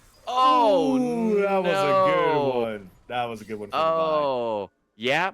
That the cone on that is deceptive, Manatee, and that Vi really just showed a little bit of champion prowess right there. Yeah, I kind of saw the lineup and I didn't think it was gonna kill Vuso, so I'm a little bit surprised they actually did end up killing him. But nonetheless, that was a kind of a big mistake from Vuso's end. But shouldn't matter too much because we got to remember the Gragas did fall as well, and huge fight coming out from this bot lane. Who's gonna come out on top? I wonder. Yeah, and it looks like it is going to be from the side of Neogen picking it up there. Packy finds a couple of good kills with the assault forward there, but it does end up being a 2 for 2 at the end of the day. I don't know. I think the Vayne is happy with that one out of anything. Umbrella gets to kind of get a little bit of that extra farm. Yeah, a lot of back and forth from that bot lane fight. Once again, Vi getting another cone kill. Let's see. Once again, we had a counter for how many times the enemy mid laner from Umbrella was going to be face checking. Now maybe we have another counter for Vi. Oh, okay, that was Ooh. a slam miss, but maybe Vuso's a little bit in trouble here. Yeah, the rest of the And he goes team down for the shows count. up for Umbrella there to take Busto down as you're seeing a dive take place towards the top side. But Prophet barely misses on the end there, but they still find the successful dive, and they get the kill onto the Jax. Yeah, a little bit well played from Prophet to, realize that if a play is being made on the mid lane side of the map, or the middle of the map, he can make a play on the top side of the map. He is going to lose Dragon for this, but maybe in return he gets Grubs. And once again, cuddle with Grubs. You don't want this guy to get Grubs at all. He will destroy your towers. And so far, we're kind of seeing a little bit of a repeat, playing towards top side, making sure that Jax is well ahead. And he doesn't need to be bot lane because they're already in a winning matchup. Yeah, you can. Excuse me. You can definitely see the synergy that comes out between Cuddle and Prophet in a lot of these games. So many top lane favored ganks take place for Neogen, and it just shows how comfortable they are playing with one another into their comps and into the strategy that they're trying to go for. Yeah, I do wonder if maybe eventually we'll get a infographic of the heat map of Prophet's ganks, and if it wouldn't surprise me if he's like, if it's really warm up there in the top lane. Hmm. Um, but I think really good stuff from the agenda. And we see Prophet once again posturing for another gank on this Camille. We'll see what comes out of it. Camille Oh, really misses. bad blunder from the Camille. I think she's dead to rights here. Ooh, yeah. The Camille missed the E onto the wall there. Just whiffed that entirely. Shot that to Narnia. Didn't quite hit a thing there, Manatee, and goes down for a third time in the top lane. Yeah, a really different early game that we're seeing out of Neogen this time around. The early game last time around was more controlled, a lot more slower pace, just looking for any sort of available ganks. But this time around, it's a lot more aggression coming out from Neogen. Um, as we see, ooh, Ooh. wow, that was a really good body slam coming out from the Grog. It's really well played from them. Let's see if Vuso can get any sort of return kills on this Vayne. Does look like it. Let's see if any more, if he can keep the kill streak going. Oh. But he's just getting bodied by the Vi and Gragas. It was a good pickup onto the Vayne, but not worth it at the end of the day. A little difficult and a good play on the side of Umbrella there. That Gragas Flash E was beautiful. And with the Bomba right afterwards, a nice play coming out from Umbrella. Yeah, I really wasn't expecting the fight bot lane to go that way, but Gragas turns the fight very cleanly, and Neogen's bot lane seems to be, I wouldn't say struggling. They still have a really good gold lead ahead of them. Yeah, they just need to keep. They need to. Oh, and here we go again. Hold that thought. It looks like Prophet is looking for the Camille a fourth time, but Camille does flash out that time, but she eased back in aggressively. That was a little bit scary. Prophet didn't have ult up, I don't believe, for that. He could have pulled her right back in if she wasn't careful. Yeah, and Cuddle has full control over this lane. She was getting frozen on and losing a bunch of minions, but looks like her jungler is gonna try to help that and neutralize that situation. Maybe Cuddle realizes that, or maybe not. Let's see what's going to go on in this top lane. It'd be really bad for Cuddle to fall here. Ooh, It does look like he's gonna fall. a bit of a Yeah. wasted flash to try to get away there. I'm not sure what the plan was. He maybe wanted to try to make enough distance to re-engage after, but that's a difficult death for Cuddle, unfortunately.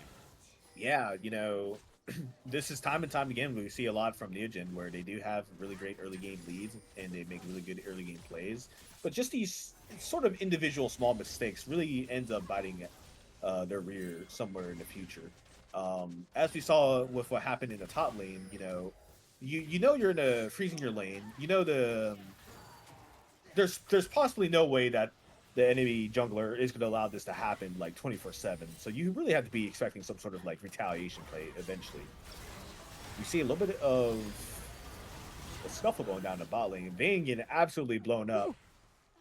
Just walking into the Skarner ult and into the Vex ult as well. There's no chance of survival with that one. Oh, but Vuso Whoa. wants it after finding the ult onto the Xerath. Goes for the engage, and Prophet is now impaling him inside of the wall, just completely running them over in the bot lane. Neogen picking up a couple more kills, and they might even find first tower here. I mean, Prophet is on a mission. He is going to make sure that if he's going after you as Skarner, that you are dying. This guy is fully committed to tower diving. I think he has maybe like 4 tower dives this game. So this guy absolutely no brakes on this train. This is the Skarner train. Already has his heart steel, 5-0. Now this guy is going to be one disgusting Skarner to deal with. Yeah, what's the hope now for Umbrella, right? You just got to get your Vayne and your Camille to level 18 to deal with this Skarner. I mean, 5-0, but hold that. We're having another bit of a fight here. It does look like they're finding a kill onto Honeybun. The pick is found, but this Skarner is healthy, and he's able to continue this fight. Here comes Vuso, finding a little bit of damage, and Umbrella is trying to run. Low mana and health on the board, but the Camille has now entered the fight on that teleport, locks down Vuso. Vi coming in. That's a kill on the side of Umbrella, finding Vuso and getting the pick. A 5v3. Umbrella pulls all the resources in. Yeah, and I think Umbrella just made the decision, hey, let's get rid of our top tower. We don't really care about it. We're gonna trade it for this. And profit goes down. That's not what you want to see. That's a shutdown goal given to the Gragas. Ooh, Profit letting that 5-0 bounty go. Oh, but Paxek says, you're not going to kill my jungler for free, and he finds a kill on retaliation against that Gragas. Yeah, Poppy, I really gotta say, this Gragas mid pig is doing work. I was not expecting it from, the side of Umbrella, but surprisingly, this Gragas knows how to play. I'm going to pull it up to Caster Curse there, Manatee. I was talking my stuff. I was like, oh, he didn't do anything last game. He won't do it this game. Well, I was showing the light. The Gragas has made his presence known around the map, and maybe this is what the side of Umbrella needed. They needed something with a bit more utility in the mid lane and not a troll carry pick. Yeah, for sure. And no breaks whatsoever. We see a pick onto Xerath and the Vi. So, yeah, I mean, the mid lane pick is better from Umbrella's side of things. However, Prophet and Neogen are just too far ahead. About a 3K gold lead going on, and like the aggression is not stopping. This Yeah. has just been all gas, Manatee. They're just finding pick after pick after pick. 15 minutes in, and there's 27 total kills on the map. Make it 28. This Gragas is about to go down as well. Here we are singing his praises, and he falls like the rest. Yeah, I mean, it may be hard for Umbrella to kind of grasp the situation that they're in. They probably look at the kill scoreboard and like, oh, 11-17. We're not that far behind, guys. Well, you really got to take account of how much you've actually given up over the past few minute or so, right? You gave up top tower, you gave up bot tower, you gave up mid tower. That's a lot of gold that you were giving up. And what did you get in return? Nothing. Like they haven't taken any tier 1 so far, and it's really starting to show with the gold lead. Yeah, Not to mention, I want to really mention like the Vayne as well. Vayne has not completed an item. She has not been able to play. We've been seeing we've been kind of dogging Umbrella's mid lane for the Aurelia pick, but I think the bot lane from Umbrella is really struggling this series. Yeah, we didn't see a strong showing from them game 1 when they had a winning matchup. And now we're not seeing a strong showing from them game 2 when they have a losing matchup. So I think it's time to pull out all stops next game, and they need to just play Yumi Sona. It's very safe.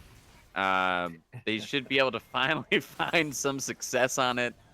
And now I just kid, but poor Umbrella, man. Their bot lane is having some trouble. Neogen is absolutely putting them in the dirt. Yeah, it's absolutely disgusting what Neogen's doing to his bot lane. Even in a losing matchup from last game, they were not able to really make much of anything happen. We see a little bit of aggression coming from Cuddle. Xerath is on the way. Another 1v2 situation. 1v3, actually. Cuddle has been known to really be stuck in these situations time and time again. Let's see how it plays out for him. Yeah, he's followed a little bit of Baus and Law as well. I think the Baus has really infected the brains of a lot of top laners across the globe, Manatee. Overstaying, AD Scions, there's a lot that I've seen him do, and a lot of damage, honestly, a lot of brain damage that's taken place. Yeah, I really gotta agree. Once again, for Cuddle's sake, if you're in a 1v3 situation or you're split pushing, you really have to take into account the map. I don't know if this is maybe a communication error or maybe something that Vuso or his his teammates aren't aware of, but if you have a top laner who's just splitting all game, you have to be prepared to like either back him up or make a play on the other side of the map. Because time and time again, we see Cuddles just kind of dying for nothing. Yeah, and it's unfortunate because it squanders some of the tempo for Neogen, where they could find a lot around the map if they were able to sync up some of the overextensions. You do see what Los Ratones has done well, and again is probably very hard to copy. Is finding plays around the map when your top laner is so far overextended. We haven't quite seen that from Neogen yet. He's died, and it's usually been in bad timers. But now you're seeing a bit of a fight here take place near the Dragon Pit. A big engage from the side of Umbrella, trying to find some damage. They're looking for the Zyra. They do find her on the back end, but the rest of Neogen is so strong, and they're just cleaning them up around the map. Prophet took about 4 damage in the totality of this fight and has just been smacking away. Jax finds some kills on the back end, and looks like Paxax is going to clean it up with a triple. Yeah, I'm very surprised Umbrella opted to go into that. They really alled in the Zyra, and yeah, they got her, but you sacrifice your entire team doing so. And I and I think even at the beginning of that, we saw Vayne get absolutely blown up. Once again, making a case for a really, really bad bot lane performance. Like your bot lane cannot be this far behind in a competitive game of League of Legends, right? Paxax, almost 3 items completed, and Vayne just completed her Blade of Ruin King, working on her Gwynsus. But this Vayne is just a walking cannon minion. Yeah, she's definitely not in a good spot right now. 1-5-3, about 30 farm down. Paxax 8-2 on this stat line. Looking really strong this game. 700 gold bounty, and he's really a threat in this game. I don't really think Umbrella has a good answer right now. They do find a little bit of an objective bounty gold by taking that mid lane, but will it really be enough? You know what? You know what this game is missing, Poppy. What's it We missing? need another tower dive coming from Paxax in between 2 towers. Unfortunately, it's a little bit harder for him on the Ezreal, but we'll see if this Vayne can maybe. Yeah. That's You are not Uzi, bro. I don't know what he thinks he's doing there. He's the one behind 2 towers trying to make it happen, and it did not yeah. look pretty. Oh, I think man. we'll dub that the reverse Packy Sacks right there. The, the reverse Packy. It was, that was zealous, overzealous, if you ask me. As a 1-in-5 Vayne, I don't think you can be doing that. Yeah, I guess a little bit of desperation coming from the Vayne, even on the side of Umbrella. They realize that this Vayne is so useless. Maybe just sacrifice her. Maybe try to get this 1v1 kill on this Vex. Maybe get the bounty gold. But on the side of Umbrella, like, what do you do to win this game? You really just have to put your cards in one basket and hope that Neogen just like messes up positioning somewhere, and you're able to capitalize on that. Yeah, it's a difficult game. It's a difficult game. I don't really know where Umbrella finds an avenue. I mean, at this point, Manatee, they've got to wait till 45 minutes if they can hold on that long. Vayne and Camille need to get to 4 items both before they're going to really be a threat at this point with how it's going. And if I'm Neogen, all you got to do is just wait for Baron and end the game at this point. Yeah. Now, to give Umbrella a little bit of hope, Neogen does struggle with closing out some games.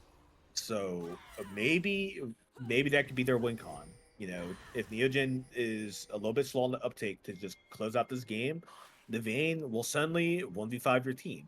Maybe. That is a big maybe. But it's your only hope if you're on the side of Umbrella. Yeah, and it does look like they are trying to find something towards the bot lane. Gragas with some gigantic damage. He finds a great Abumba right onto Vex, and he puts her in the dirt. Vuso was probably not expecting that damage to come down, and that was a good pickup on the side of Umbrella, but it does look like Prophet is now down here to respond to that one, and the rest of the teams are following up, trying to make this one a bigger play. Yeah, I mean, we'll see how much they decide to follow through with this, and we see potentially Zyra also going down due to this. But Oh you gotta no. look at the other side of the map. You know, Jackson's hammering your top tower. That someone has to respond to that. Yeah, that's a lot of damage coming also back from Paxax there onto the Vi, who was just trying to take that poor little Grump. Can't quite find it. Paxax kiting back, finding the damage. Vi goes down, and look at Prophet.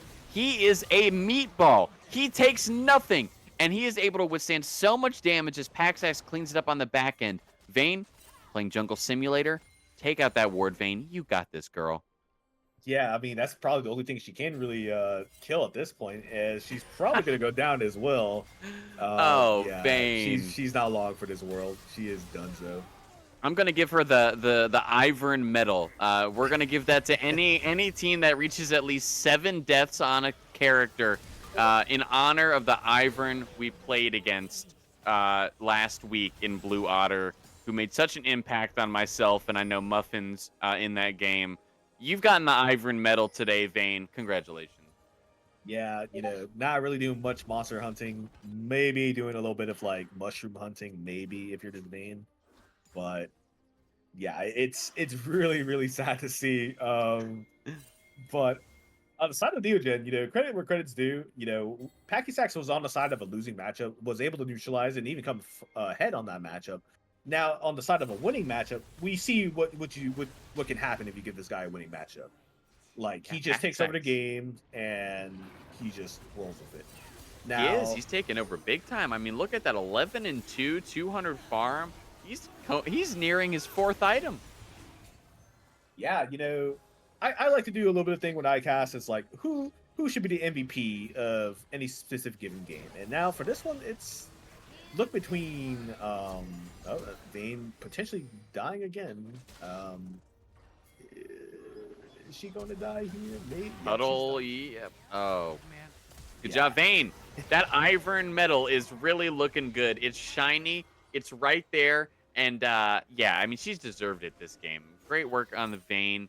MVP talk you were saying here, Manatee. It's between Ezreal and probably Prophet, right? I mean, yeah. Prophet's really just absolutely been all over the map, especially early on. Created so much for his team. It's hard to say which one deserves it most. Yeah, I think, you know, just on this game alone, I am going to give it to Prophet because he did play a little bit into why the Packy Sacks lead got so far ahead. He was there for a bot lane dive, and due to that bot lane dive, it got the Vayne even further behind. As we see a little bit of Cuddlebun doing his Cuddlebun thing, 1v2ing. But this time, his team is here, and you may think this, you know, history repeats itself, but not anymore. Not this time. He actually has his team this time. He called in reinforcements, and there was an airstrike on the way. Unfortunately, they did not catch the Jack slipping this time. And Umbrella pays for that one. They lose 3. Yeah. Not much you can do if you're on the side of Umbrella. You know, this is definitely like a go next angle. Um, you know, lessons to learn from this. Yeah, do not blue side uh blue to pick Vayne. I think that is just asking for trouble. You know, like there's in no world that is a good draft pick. Are you telling me the 1 and 8 Vayne is not the best pick in this match? It might be, you know, on Umbrella's side, that's what they're thinking, you know, that if they scale to at least 40 minutes, this game is winnable. It's a But Yasuo angle. You just got to get the 10 deaths, maybe. The Vayne just needs to go in a couple more times, die, and then they're going to hit that power spike, that secret tech. I think it could happen.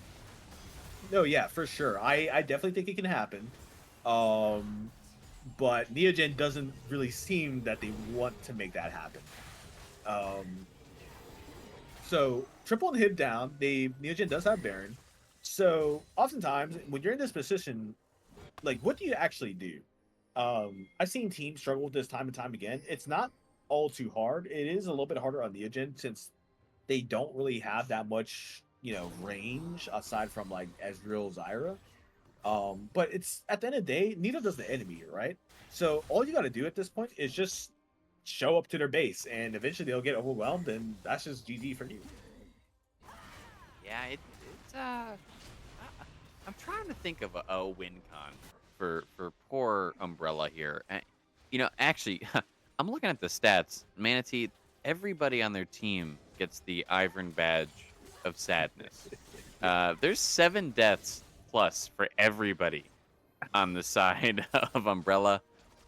Guys, it's a rough night. It's a rough night, but don't let it get to you. You know, there's always an avenue back, and when things look really grim, just remember that League is a loving game with a community of people who care, and there's support out there for you. There's support. Yeah, there's support. There's a little bit of the opposite of that, but definitely this game. If you're on Umbrella side, I wouldn't let it get you too down. This is like an experiment for sure.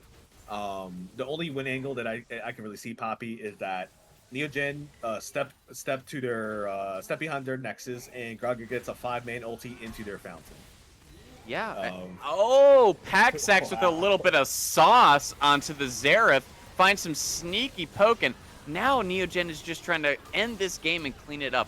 Buso hitting the ult onto the bot side there. Does find one on the Vi. They're trying to make anything they can happen, but it's not enough for Umbrella. They're just getting rolled at this point. Poor guys. Yeah, I mean, complete disaster from Umbrella. It started from the drafting phase. The Vayne really did not impress. The Camille pick did not impress. The Gragas pick, while it was impressive, did not fit into the comp at all.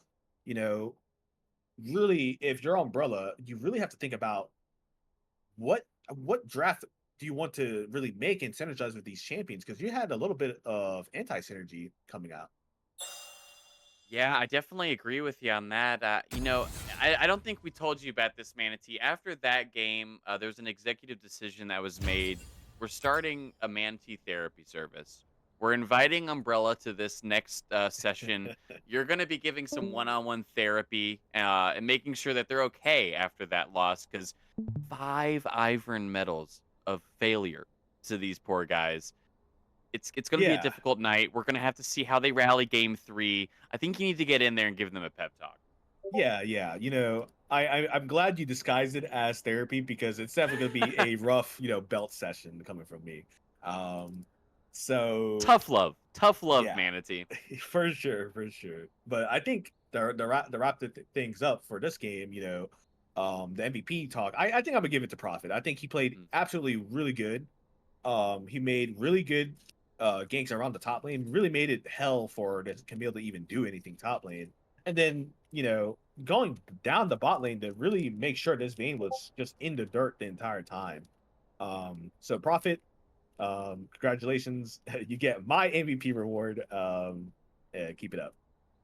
I'll give it to you as well. And on that note, we are gonna take a quick break before we get into this draft for game 3 of this 3-round block. Thank you again for tuning in, and we'll be right back.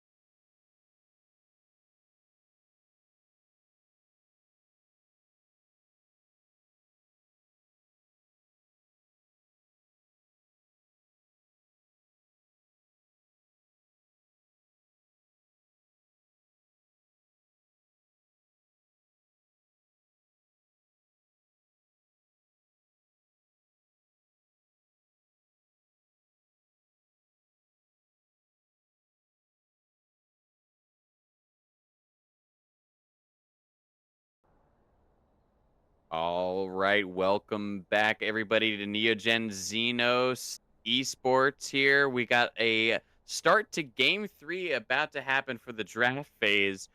We've seen Neogen take the first 2 games pretty handedly here.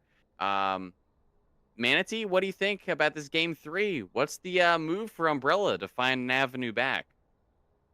So if I'm Umbrella after scrim block and getting kind of rolled in the last two games, I would probably want to try something to gain a little bit of morale back. Go back on comfort picks and really just try to like establish win cons because I think Umbrella is really having a hard time establishing what they want to do and what sort of team comp they want to roll with.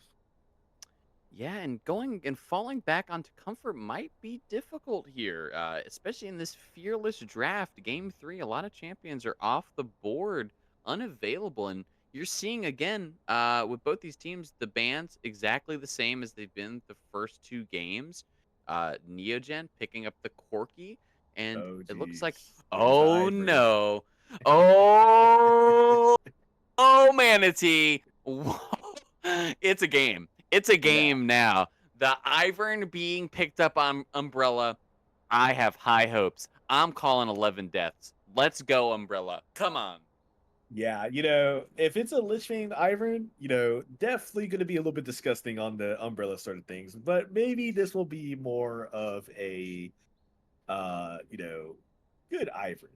But hey, we see Lilia coming out from Profit. That's what the fans requested, and we're gonna get it. His Lilia. I haven't actually seen him play too much Lilia. But hey, Lilia I think is a really exciting champion to play. I think a lot of people sleep on it because quite literally, her ult is, asleep. But um, a lot of pro Lilias, she's just a full clear, merchant, and there's not really a lot of like ganking going on for Lilia. But when she comes into team fights, she makes it pretty explosive. So I personally like seeing Lilia. Yeah, and it looks like Neogen adopting a little bit of the Umbrella's round 1 style here. A no pick on number 3. Um, Interesting. An interesting move here from Neogen. They don't want a champion. They said, "You know Looks what? like We've we beat their buns enough. Let's just give them a 4v5." Yeah, the classic 4v5 strat. But I did get confirmation. It seems to be in the Fury, so potentially in the Fury Mhm. mid coming out from Vuso. I like it. We, in pro play and all the reasons that we've seen, the Fury is always going jungle, right? For good reason. The Fury jungle is absolutely busted. But I think sleeper broken is the Fury mid, right? She has the wave clear. She has the roam potential. She has the invulnerability. She has almost everything. She is just a better version of Fizz, AD Fizz, essentially. And I'm really excited to see how AD Neferi plays out mid lane. Yeah, it's going to be very exciting to see Vuso pilot this. You do see the Yone picked up on the side of Umbrella here, and a couple more bans. Umbrella takes the Rel and Karma out of the mix, and Neogen doesn't want to see a couple supports. Lulu and Sona go bye bye. Yeah, I guess, trying to stop any sort of support stacking, I guess you could say, with the Ivern. Support stacking with like the Lulu, Sona, Seraphine, even really effective with the Ivern makes it basically unkillable. So it looks like Neogen wants to eliminate that as much as possible, especially with a Yone and Sivir. Makes it very, very hard to actually kill these targets. So I'm interested to see what their red 4 pick is going to be. Most likely going to be a Pantheon, Oh. a Pantheon support, most likely. It does look like that, or I guess it could go top as well. You could see a Panth top. That could be interesting. The Yone could flex top. Again, there's some flex potential going on here for Umbrella, keeping things a little ambiguous. Not sure where it really wants to go. Yeah, if it is a Pantheon top or a Pantheon mid, that is a little bit of a harder matchup for Neferi. So Pantheon mid tends to roll a lot of like melee mids in the mid lane.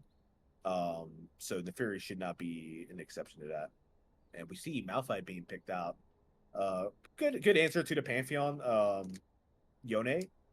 Um, and potentially a Nico support coming out. So really, really creative comp coming out from Neogen. I like it. They're a full, 5v5 team fight. They have a lot of AoE potential. And um in the terms of Umbrella, they have a lot of 5v5 potential themselves. It really depends on how their support pick comes out. And okay, it looks like we're not getting Negan, we're getting Leona. It's still good.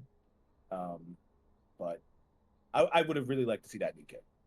I agree. I think that Nico would have really been exciting to see with those big pop blossom engages. But a Leona, safer, great pick always. Tons of CC. You can't go wrong with having a Leona. And Leona Corki is a very dominant duo. I can understand why Neogen went the way they did. And now you're seeing on the side of Umbrella here, picking up a Kale potentially.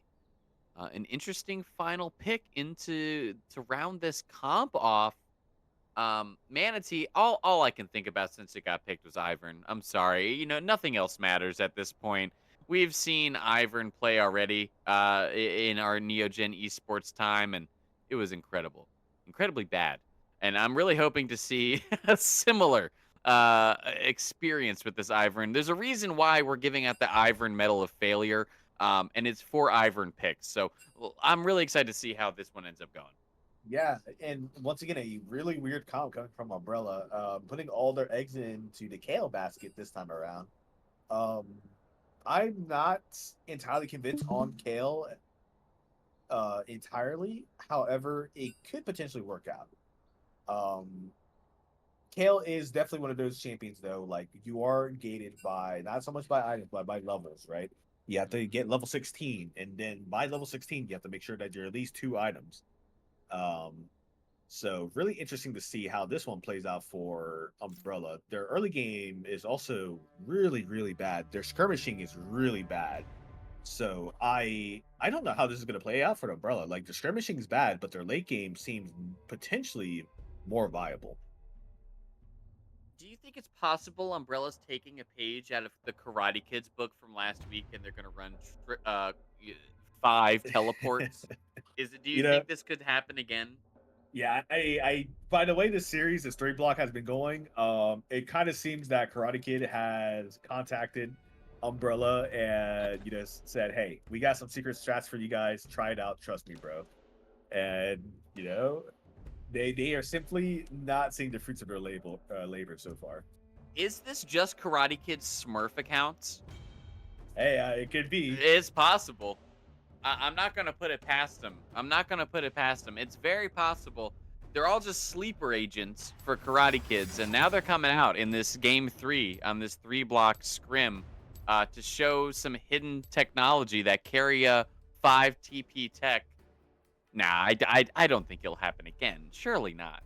Surely Yeah, not. surely not. I mean, like 5 TPs, fool me once, but 5 TPs twice. I mean, shame on I me. won't be fooled again. I will not be fooled again, Manatee. There's no way they can do it to us. We got a couple minutes before this game starts up, and I would just like to go ahead and give a shout out again to Neogen Esports for putting this on, and all of those watching. If you haven't already, please give us a follow. Please give us a like. Go down to those socials below. Check them out. There's some funny content. More and more will be added to there as you stick along, and we're just really excited to have everybody join this community.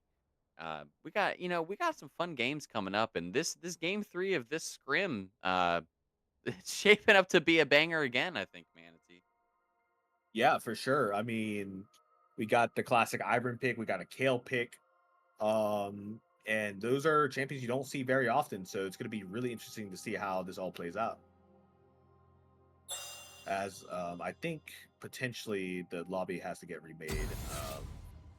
So bear with us as the lobby is getting remade. Yeah, it looks like we had a bit of an error. I don't know exactly who it was on the side of there.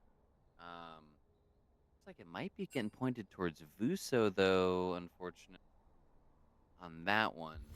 That's a party foul. If it was, that's a party foul, but that's okay.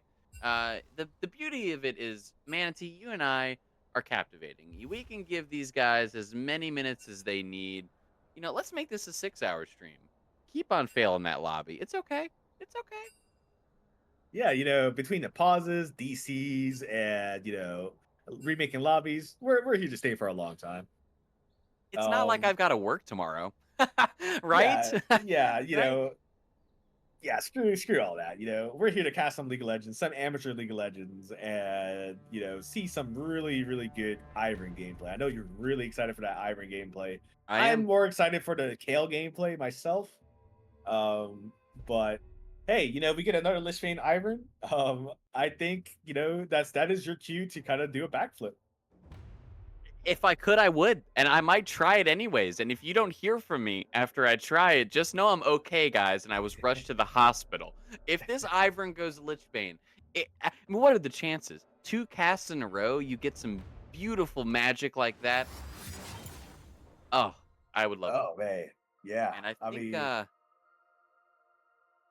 you have another I think the potential. lobby crashed again. Here it looks like, guys. We're having some technical difficulties coming out from old League of Legends, unfortunately. Yeah, small indie company, nothing too crazy. As we're getting things sorted out, um, I do want to point to maybe potentially the Lichbane buffs. You were casting last week. I don't know if that was during the Lichbane item changes or not. Um, I think so. I think it was during the item change. So there has been like I guess there's a Korean build is what I'll call it for Ivern coming out where he would rush that Lich Bane and it was pretty strong, I guess, but I again, I don't think we're playing in that top tier level where you're going to be seeing that pulled off to the full extent that it needed to. Lich Bane Ivern to me still sounds pretty troll. for sure. I have seen some solo queue Iverns go full AP and just absolutely carry the game, but I'm not too convinced it's like all that good. I still think like the Enchanter Ivern build is probably the most straightforward and broken one. But Mhm. hey, maybe this game calls for it. Maybe the team is lacking a little bit on the AP side, so maybe they do need to bring out the AP Ivern. I mean, they definitely are, unless this Kale heavily focuses on a bit more of an AP centric build, you don't have much AP damage, and that Malphite's going to really thrive in that comp. And I think that was a great pickup on the side of Neogen and for Cuddlebun. Just that all that armor stacking is going to really make things hard for Umbrella. Yeah, we're talking a lot about the Kale Ivern, but on the other side, to round out the comp for Umbrella, the Sivir, it's nothing too exciting. I think Sivir is not potentially all that great against Neogen's team comp. Potentially, maybe just to catch up with her ultimate. But the Pantheon as well, really interesting support pick. What we've seen from this three block so far is that the bot lane of Umbrella is really struggling, right? And when you pick Pantheon Sivir, I don't think that inspires a lot of confidence either. Yeah, in a way though, it's a little anti-synergetic again. Is the Sivir is very safe, wants to wave clear. The Pantheon wants to be hyper aggressive. I feel like again a little bit of synergy issues from the bot lane of Umbrella. They want to do two different things. Sivir just endures and pushes the wave, while Pantheon wants to fight, fight, fight. And I think it's been that way most of their lanes. I mean, we saw a Zareth Vayne last game. Those don't complement each other nearly as well either. I think the Umbrella bot lane is really having an identity crisis tonight. Yeah, I agree. If there's anything to take from this three block for Umbrella is to really review the champion pools of your bot laners. They need to playing something that's much more dependent on each other because so far we've just seen champions that have zero synergy with each other, and you've seen the result of that. You've seen a really useless Vayne getting like triple the Ivern medals really, and um, the Xerath not really doing much of anything either. Yeah, it's definitely been a difficult series for these guys here in this scrim block. And guess we're about to see here in game three if they're able to pull it out and show us a little more of their value. But Neogen's kind of had their foot on the throat of poor Umbrella both these games. It's going to be a difficult one here in game three. Yeah, I agree. Now, what's going to be real fun to see is the Fury mid. We don't get to see a lot of the Fury mid, but I'm a huge fan of the Fury mid. I like the rework from the Fury. It is a little bit broken, um, but you know, another DC. We got the DC coming out from Umbrella's mid laner, but it looks like we're about to get reconnected in a little bit. But yeah, really exciting stuff to see the Fury in the mid lane. Yeah, definitely not something you see too much anymore. Like you said, it's really just a jungle pick primarily here. Seeing a Nefiri into that mid matchup is going to be interesting. I don't really know how well that matchup against the Yone is going to go. I think both of those are pretty scrappy characters, and I think this is somewhere that we're going to have to put a little bit of emphasis and watch as this early game unfolds. Yeah, and we do see an ignite coming out from the Yone, so looking to potentially be a little bit aggressive. Now, a little once again, if I'm running Yone with ignite, I am not going Doran's Shield, even against the Fury. I think that is a little bit of a mess up from the mid laner from Umbrella, but we'll see how much it affects this game. We potentially see Prophet getting caught here, may have to blow Flash, and he's down. That is first blood Ooh. going to Umbrella. That's a good pickup for Umbrella. They definitely want to see that in this early game. It does go the way of the Pantheon support, which is a bit unfortunate, but better than if it was like a Lulu or something. The Pantheon can at least put some extra pressure down into this bot lane. For Unfortunate for Neogen. For sure, for sure. Getting first blood on the Pantheon is not the end of the world. I would have liked to see maybe a potential. Well, no, you can't. They their first blood go gold. Um, if Pantheon was able to go longsword into this bot lane, it would be very, very, very massive. But going boots as well is also going to give him a large advantage. Yeah, good little pickup there for Umbrella on the in the first minute of the game, finding that pickup, and we'll see what they're able to do with it here as we see some light trading going out into the mid lane. Vuso gets a couple of hits on the Q there onto that Yone, and lanes are just stabilizing, figuring it out. Pretty standard early. Yeah, we see kind of like not much use out of the level 2 advantage that the mid laner got from killing the Lily early on. Was able to get level 2 earlier, but not much is going to come from it. What's going to be interesting about this mid lane matchup is that since we don't see Nefiri mid all that often, we Nefiri is really good at pushing minion waves. She recently got a buff to where her Q, specifically for mid lane, does more damage than minions. So once she gets a few levels and items, she's able to just kind of one shot the wave fairly easily. Yeah, I definitely like Fury in lane. Again, it's just something you don't see too much anymore with how dominant she's been in jungle. Really interested to see how Vuso ends up pulling this one off and what he kind of does around the map. Nefuria, a notorious roamer as well, so once a couple items start getting built, could be interesting to see. Yeah, I agree. And going to the jungle matchup as well, Ivan versus Lilia. Now, we all know what Ivan's going to be doing, right? He's going to be looking for plays, looking for ways to support his teammate. Um, and what does Prophet have to do in response to that? He needs to be either counter ganking or looking for the Ivan's camps. As we see a lot of trading going down in the bot lane, Prophet is here to assist. Prophet looking aggressive here, trying to make the play happen as they flash forward onto that Sivir. They do find the kill, but they are having a run after that one. Unfortunately, it was a little overzealous. I guess they found 1-for-1 there, but bit difficult. Yeah, overall, a net positive for Umbrella. As we see Cuddle trying to hold his wave against this Kale, but may be unsuccessful in doing so. Oh, Yeah, actually, looks like he actually got it. So, pretty solid pickup there. This Kale's going to struggle a little bit early against the Malphite with that Q poke. It's pretty oppressive for poor Kale before she hits level 6 and gains her ranged form. we see Ivan in a little bit of trouble here. Be Yeah, very big for Neogen if Ivan. Oh, and a little bit of a misplay coming from the Yone as well. that was a Wow. good flash forward by Vuso to find the kill on the Ivern here. Good Zenith Blade and lockdown onto the Yone. And it looks like Vuso's going to pick up a second. That's a double kill onto this Nefiri, and that is not what Umbrella wants to see. Yeah, a little bit of a misplay coming from the Umbrella's mid laner.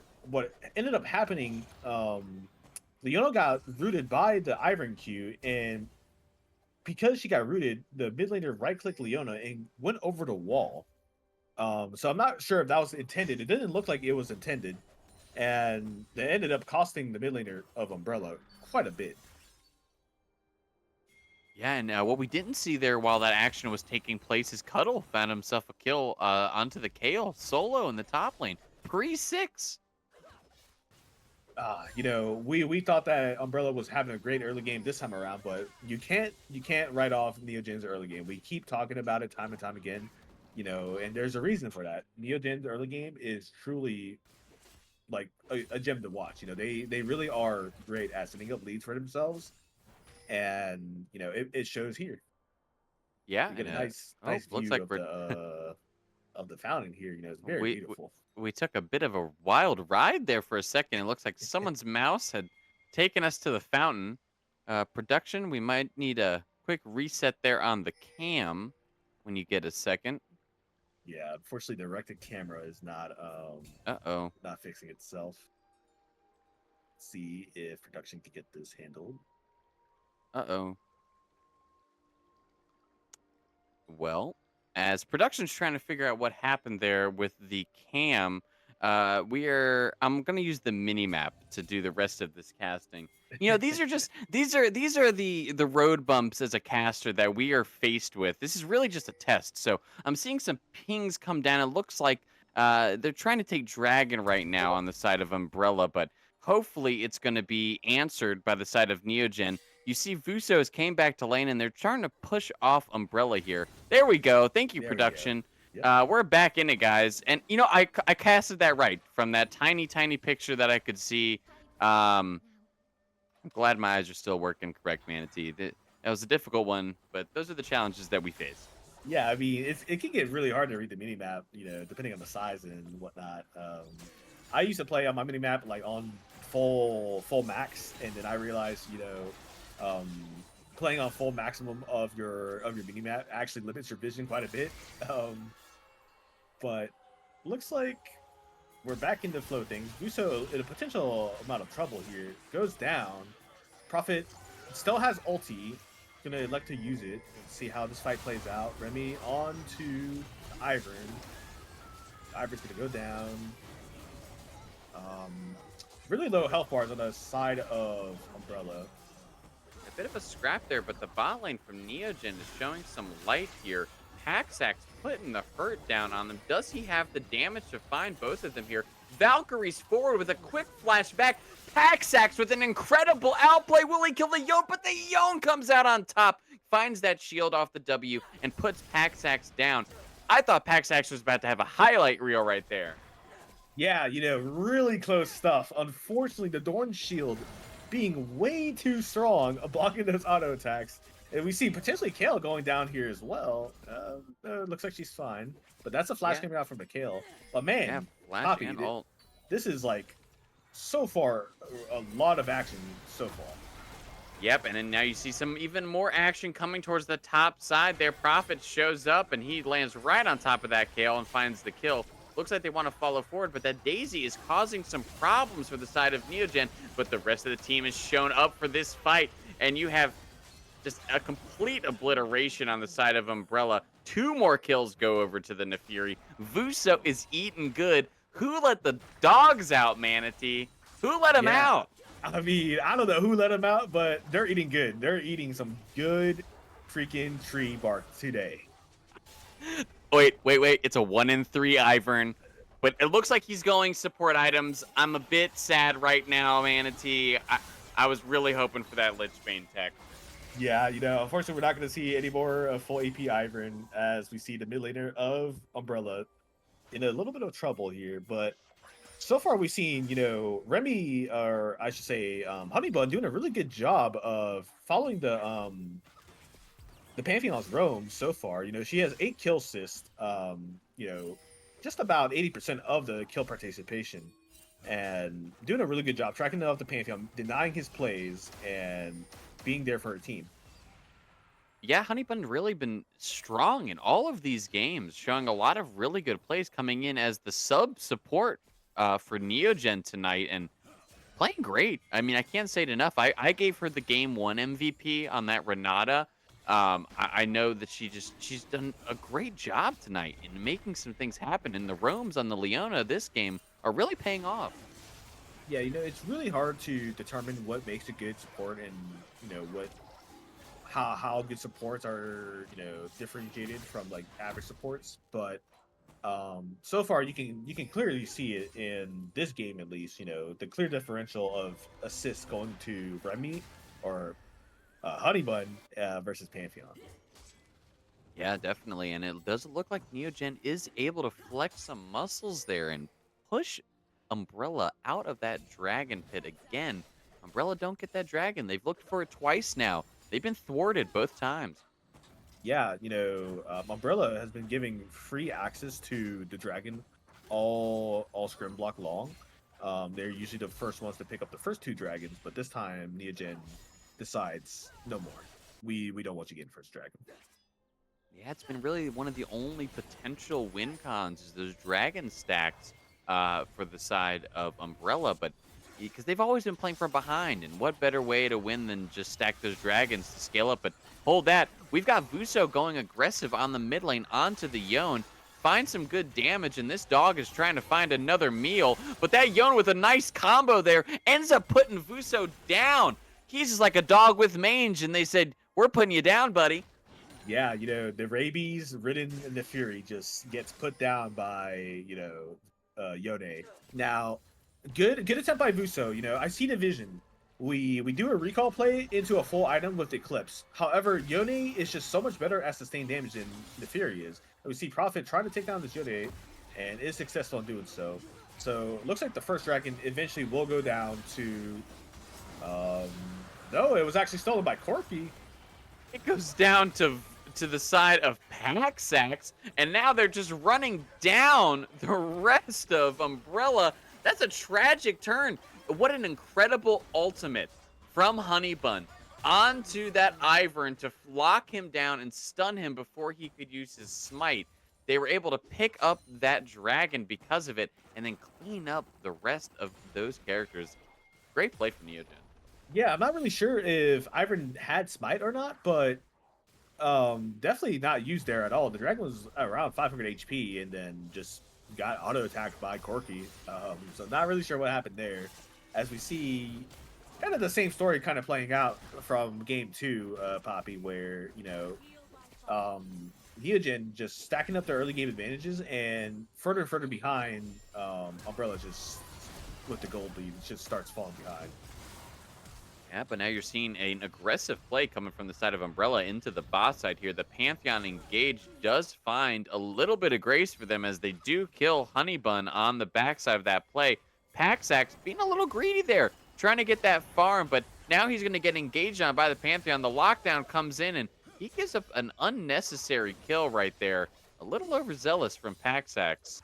Yeah, he I'm not really sure on wanted that to one. fix his wave, but I'm not really sure fixing the wave is worth your life, especially with That death timers. 500 gold. Yeah, especially if death timers being this long now, you're gonna lose a wave in some plates. Definitely not what you wanted to do. Yeah, that was definitely a bit of a misstep on the side of Neogen. They could have sold the Leona and just let it bygones be bygones, but Paxax didn't want to let that one go down, and it does cost them at the end. You see some more scrapping going on towards the mid here as Prophet does find Ivern. Daisy comes down, and Prophet's not finished yet. He's still looking for a little more, but that's a quick Lilia. Hard to lock her down. Yeah, that's Lily doing Lily things, just dodging and weaving around all the skill shots. But looking at the state of the game so far, Neogen's still in a pretty solid position. And despite the bot lane going down, looks like the bot lane this time around, we talked about Umbrella's bot lane being the weakest link so far, but looks like this time around they're poised to actually do something. As you're seeing an engagement take place here, the Pantheon thought he had the jump on them, but in reality, they had the jump on the Pantheon. Yone does find the return kill onto Vuso as he's trying to chop through this Malphite, but there's a lot of armor to go through. Good play by the Yone to get to Prophet, but he does get shut down by Cuddle on the back end.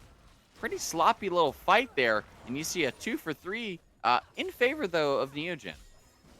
Yeah, Cuddle being in the middle of all that, that's a giant Malphite that you have to deal with, and he does a lot of damage for, just building. Oh, he has Dark Seal. He has 10 Dark Seal stacks. So yeah, this Malphite is doing a lot of damage.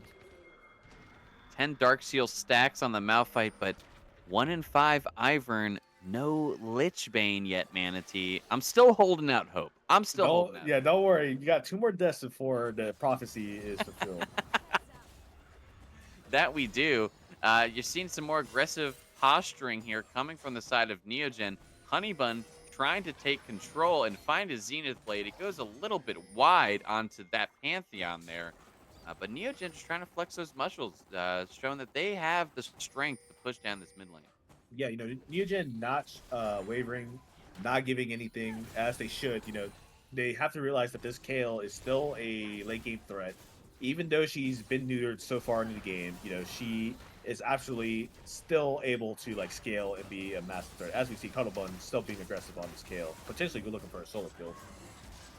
Yeah, and more scrapping towards the mid here. Honeybun with a good engage onto the Pantheon, and Paxax lays down the full combo to find that kill. Herald also goes over to the side of Neogen there. Couple good pickups again. Neogen finding their footing. Yeah, so far so good. I do want to say that the Pantheon support has been kind of pivotal for Umbrella this time around in trying to set up these plays. But once again, the Pantheon support as we know it is all or nothing, right? And more often than not for the side of Umbrella, it's been nothing. Yeah, it's definitely been a difficult game again for them. The Pantheon trying to find what it can, but you know what? Here we are talking about that Pantheon, and it does find Cuttlebun right there in the bot. Again, stayed a little too long in that bush, and he gets an almost 800 gold bounty shutdown. That's a big pick right there for that Pantheon. Yeah, and this is not a regular support. Pantheon with gold can absolutely turn into this like monster for the enemy team. So definitely want to be careful with the amount of gold you're giving up Pantheon. Another fight. The aggression just does not stop, Manatee. Another fight with a good sleep onto the Ivern from Prophet. They find the pick and they turn it around actually into a 2 kills for none. And another dragon pickup from the side of Neogen. These games have been bloody. Yeah, and Neogen, they kind of they thrive in this high pressure skirmish scenario, and we see the Ivern falling once again. I don't know if Cuttlebun's going to be in danger here. Kale goes down, has ulti, and I don't know. It's good rotations from Neogen and not enough team play coming from Umbrella. They seem to be scattered all over the map right now. Cuttlebun is a problem right now, Manatee. I mean, he is just walking them down. No fear. And then especially with the backup coming from his team, this is going to be a very scary Malphite, and I don't really know how Umbrella is going to cut him down. Yeah, this is becoming kind of a problem for Umbrella. The Kale is not scaling enough or fast enough to really deal with the Malphite. And, is this going to be another Vayne situation where, hey, we just wait, 40 minutes, we'll win eventually.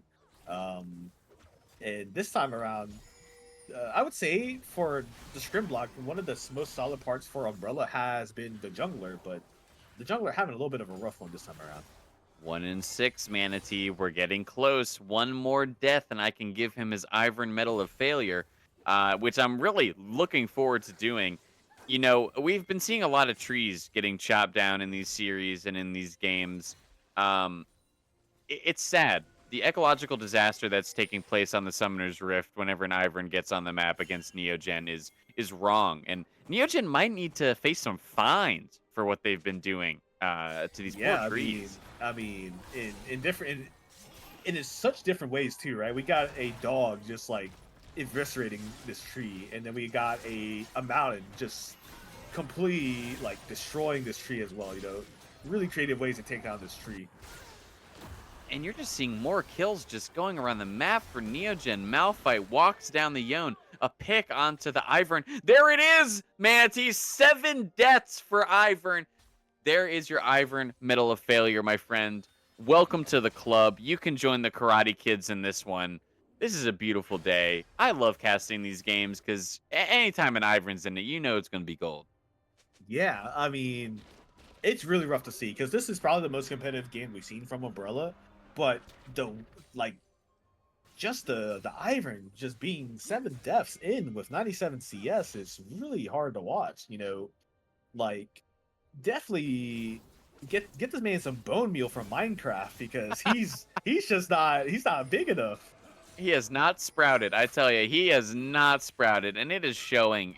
This is a much more conventional Ivern build, picking up the redemption and I think that's definitely the way to go here. But what I've been not understanding is why are teams picking this Ivern when they just can't pilot it? It's a very difficult pick, I feel like, in comp to be able to play efficiently. And I'm not saying that this isn't high elo, but this is not professional scene, right?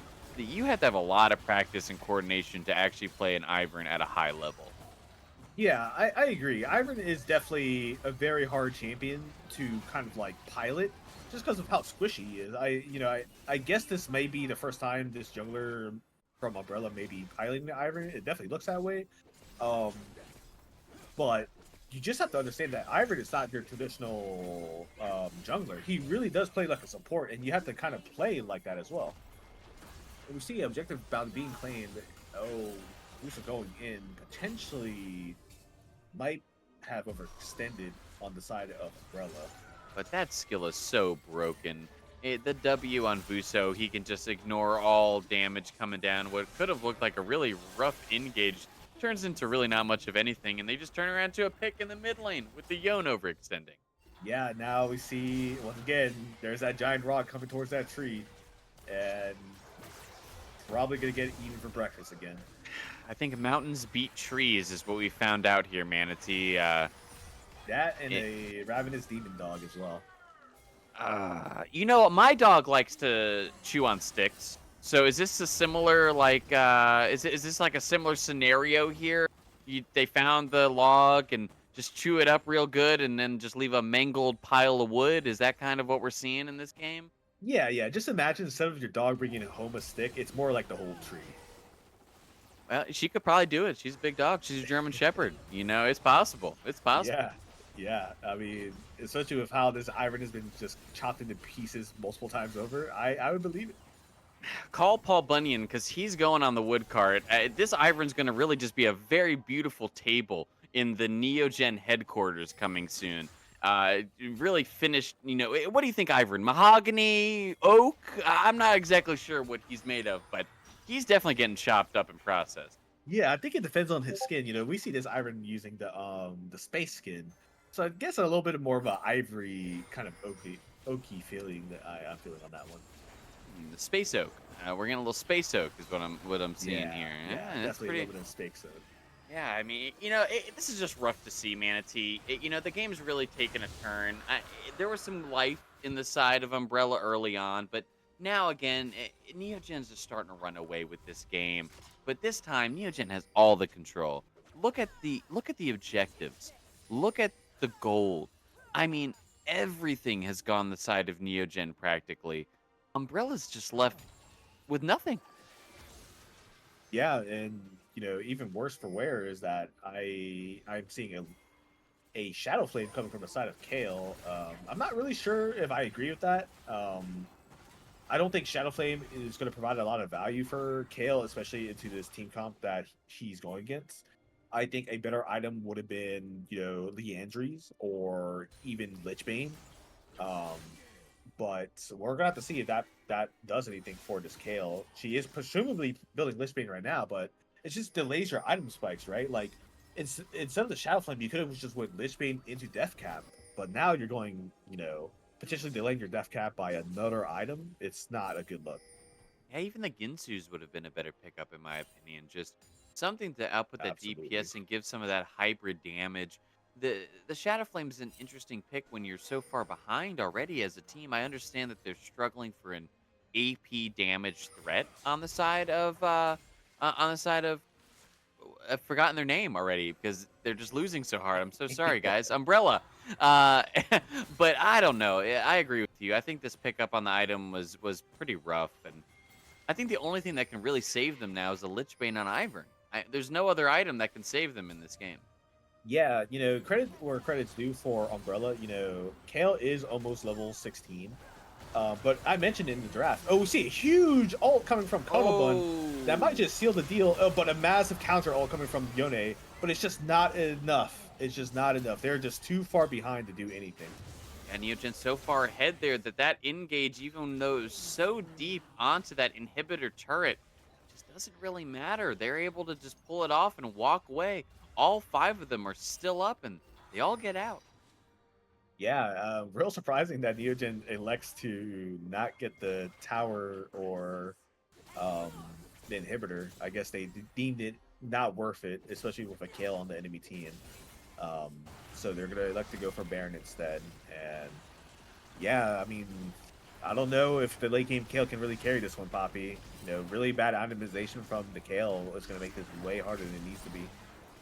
She's going to need another 20 minutes. I'm telling you, you need to hit 4 items minimum, level 18 at this point to become the threat that they need. And I don't know, Manatee. It's looking rough for poor Umbrella. This game 3 of this series here it's going about the same as the other two.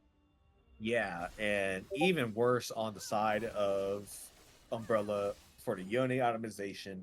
You know, when you think of Yone, you do think of the three core items of Blader Own King, Shield Bow, and IE. But against a Malphite, you need to skip the IE or potentially alter your build to skip the Shield Bow and get that early Lord Dominic's or Mortal Reminder. And on the side of Umbrella, it's not being done. Yeah, and I mean, if you look at Cuddlebun right now, he is that immovable mountain. He's 7-1. He's got the least deaths on his team. He has been absolutely a menace in the top side, and 3 levels up onto that enemy Yone. That's a scary position to be in, and that's a big boulder.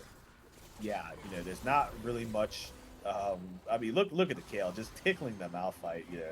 What can this team really do anymore? Even with this level 16 Kale, yeah, all hope seems abandoned for the side of Umbrella. Yeah, it's definitely not looking good for them. I think I'm definitely going to have to link those therapy services you're providing after this match. It's Yeah, been I will difficult. I will provide quite the belt. That's all I'm gonna say. I will provide the belt. That is some real tough love there, Manatee. That. Oh man, yeah. Poor Umbrella. This is going to be definitely a series to review.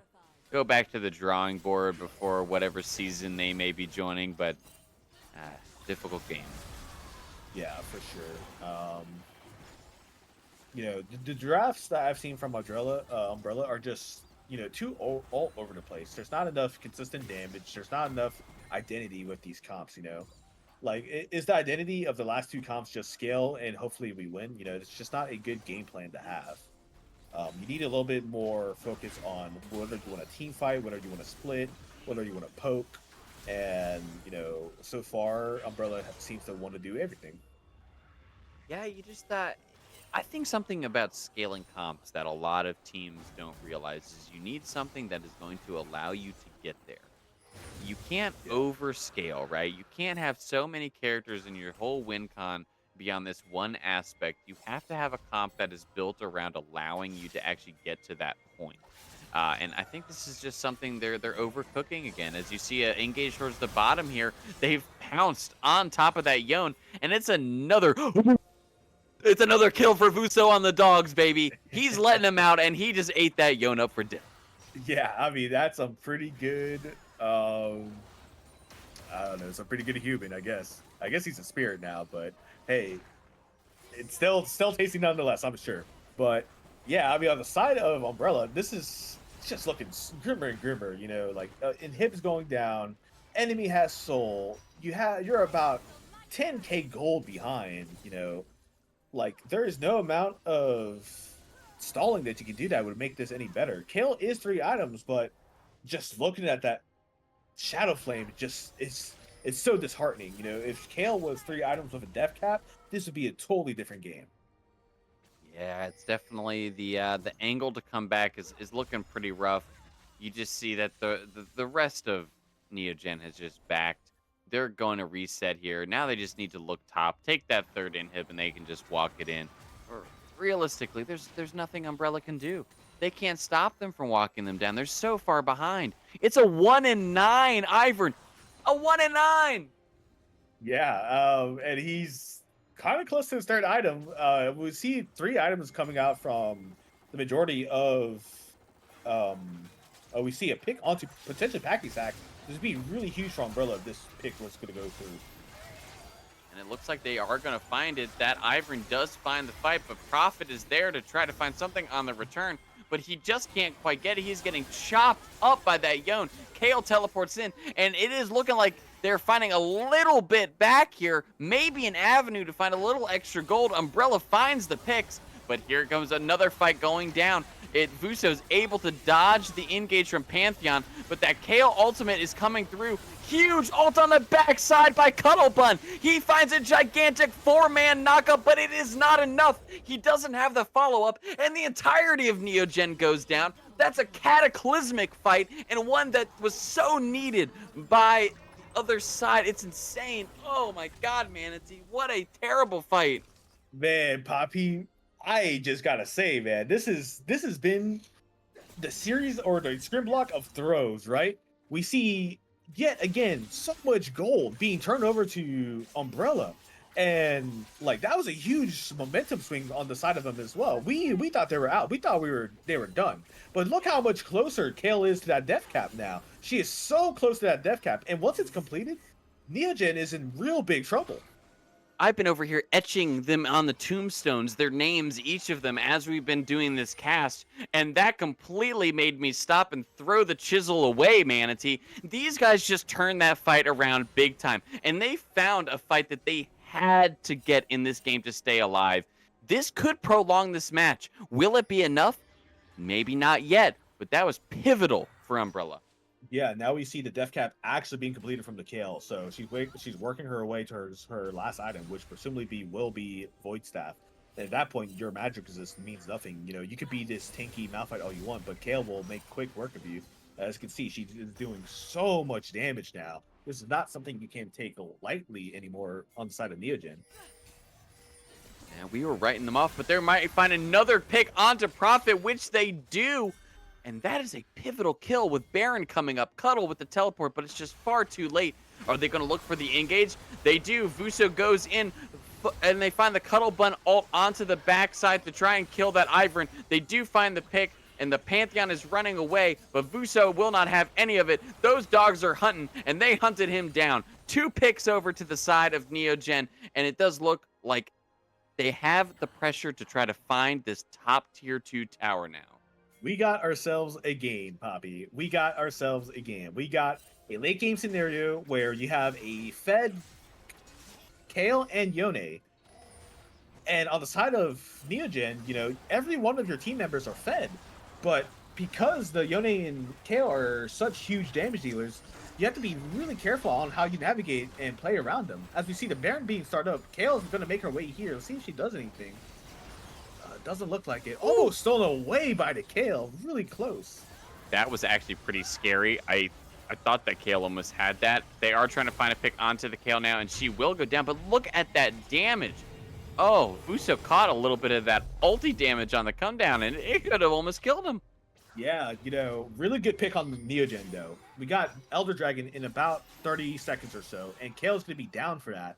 So exactly what Neogen needed. All they have to do is slowly play around with vision, push out your side waves, push out your lanes, and slowly make your way towards Elder, right? There's no reason for you to play so aggressive and so dangerous. They can definitely take things a little bit slower and prep for this Elder. Yeah, like you said, you know, this is definitely a pivotal time. They need to play it safe and play it smart. I got to give some props. It's been a very difficult game, but it has totally been a game of throws. Umbrella has came back in a big way here in the last 5 minutes. When the deficit looked so large and insurmountable, these scaling champions have started to show their face. The Yone, the Kale. This is a dangerous position for Neogen right now, and we're about to see a gigantic team fight right here. Yeah, we see the division advantage going over to Neogen, but this is a fight for Elder. You know, very important. Gigantic engage from Cuddlebun finds three, and Neogen is wiping them up. Cuddlebun found a gigantic ult onto the backline to help start and kick that one off, and in a flash, it is over. Triple kill for Paxax. They take down Umbrella, and that is going to be a GG coming out from the side of Neogen. Talk about obliterated in that fight. They went down in an instant. Yeah, I can only imagine what this could have been like if Kale didn't build Shadow Flame. If she would have built the Lich Bane instead of the Shadow Flame and potentially got her Death Cap and her Void Staff, it would have been a totally different game. But that goes down for Umbrella. Really tough 3 block for them, but at least showing signs of life towards the end. I got to give them credit. That game was way closer than Neogen thought it was, and they could have potentially thrown that. Yeah, definitely showed some signs of life for sure from the side of Umbrella there, and definitely a great 3 block for Neogen, coming out on top and finding 3 wins, massive, massive games, and amazing showing from them tonight. I mean, what a set of games, Manatee. Neogen looked really strong. Yeah, and I don't know who your MVP pick that for game 3 was, but I'm gonna have to give it a Cuddle. He found so many good 4-man, 5-man Malphite ultis and was just this unstoppable rock for Neogen. Really made it hard for them to really do anything. And yeah, I guess I'm gonna just say it. Yeah, I think Cuddlebun definitely deserves that one. So many multi-man Malphite knockups there to really end that game and seal the fate of Umbrella. Well, a big thank you again to everybody here at Neogen Esports, from the production and staff to the players and our amazing fans. This has been a great 3 block scrim. Catch us again coming up Thursday. We've got another scrim coming to you around the same time, 8 p.m. EST. And again, if you haven't already, hit us with the like, hit us with a follow, look at our socials. We'd love to have you. From all of us here at Neogen Esports, we wish you all a great night and have a good one.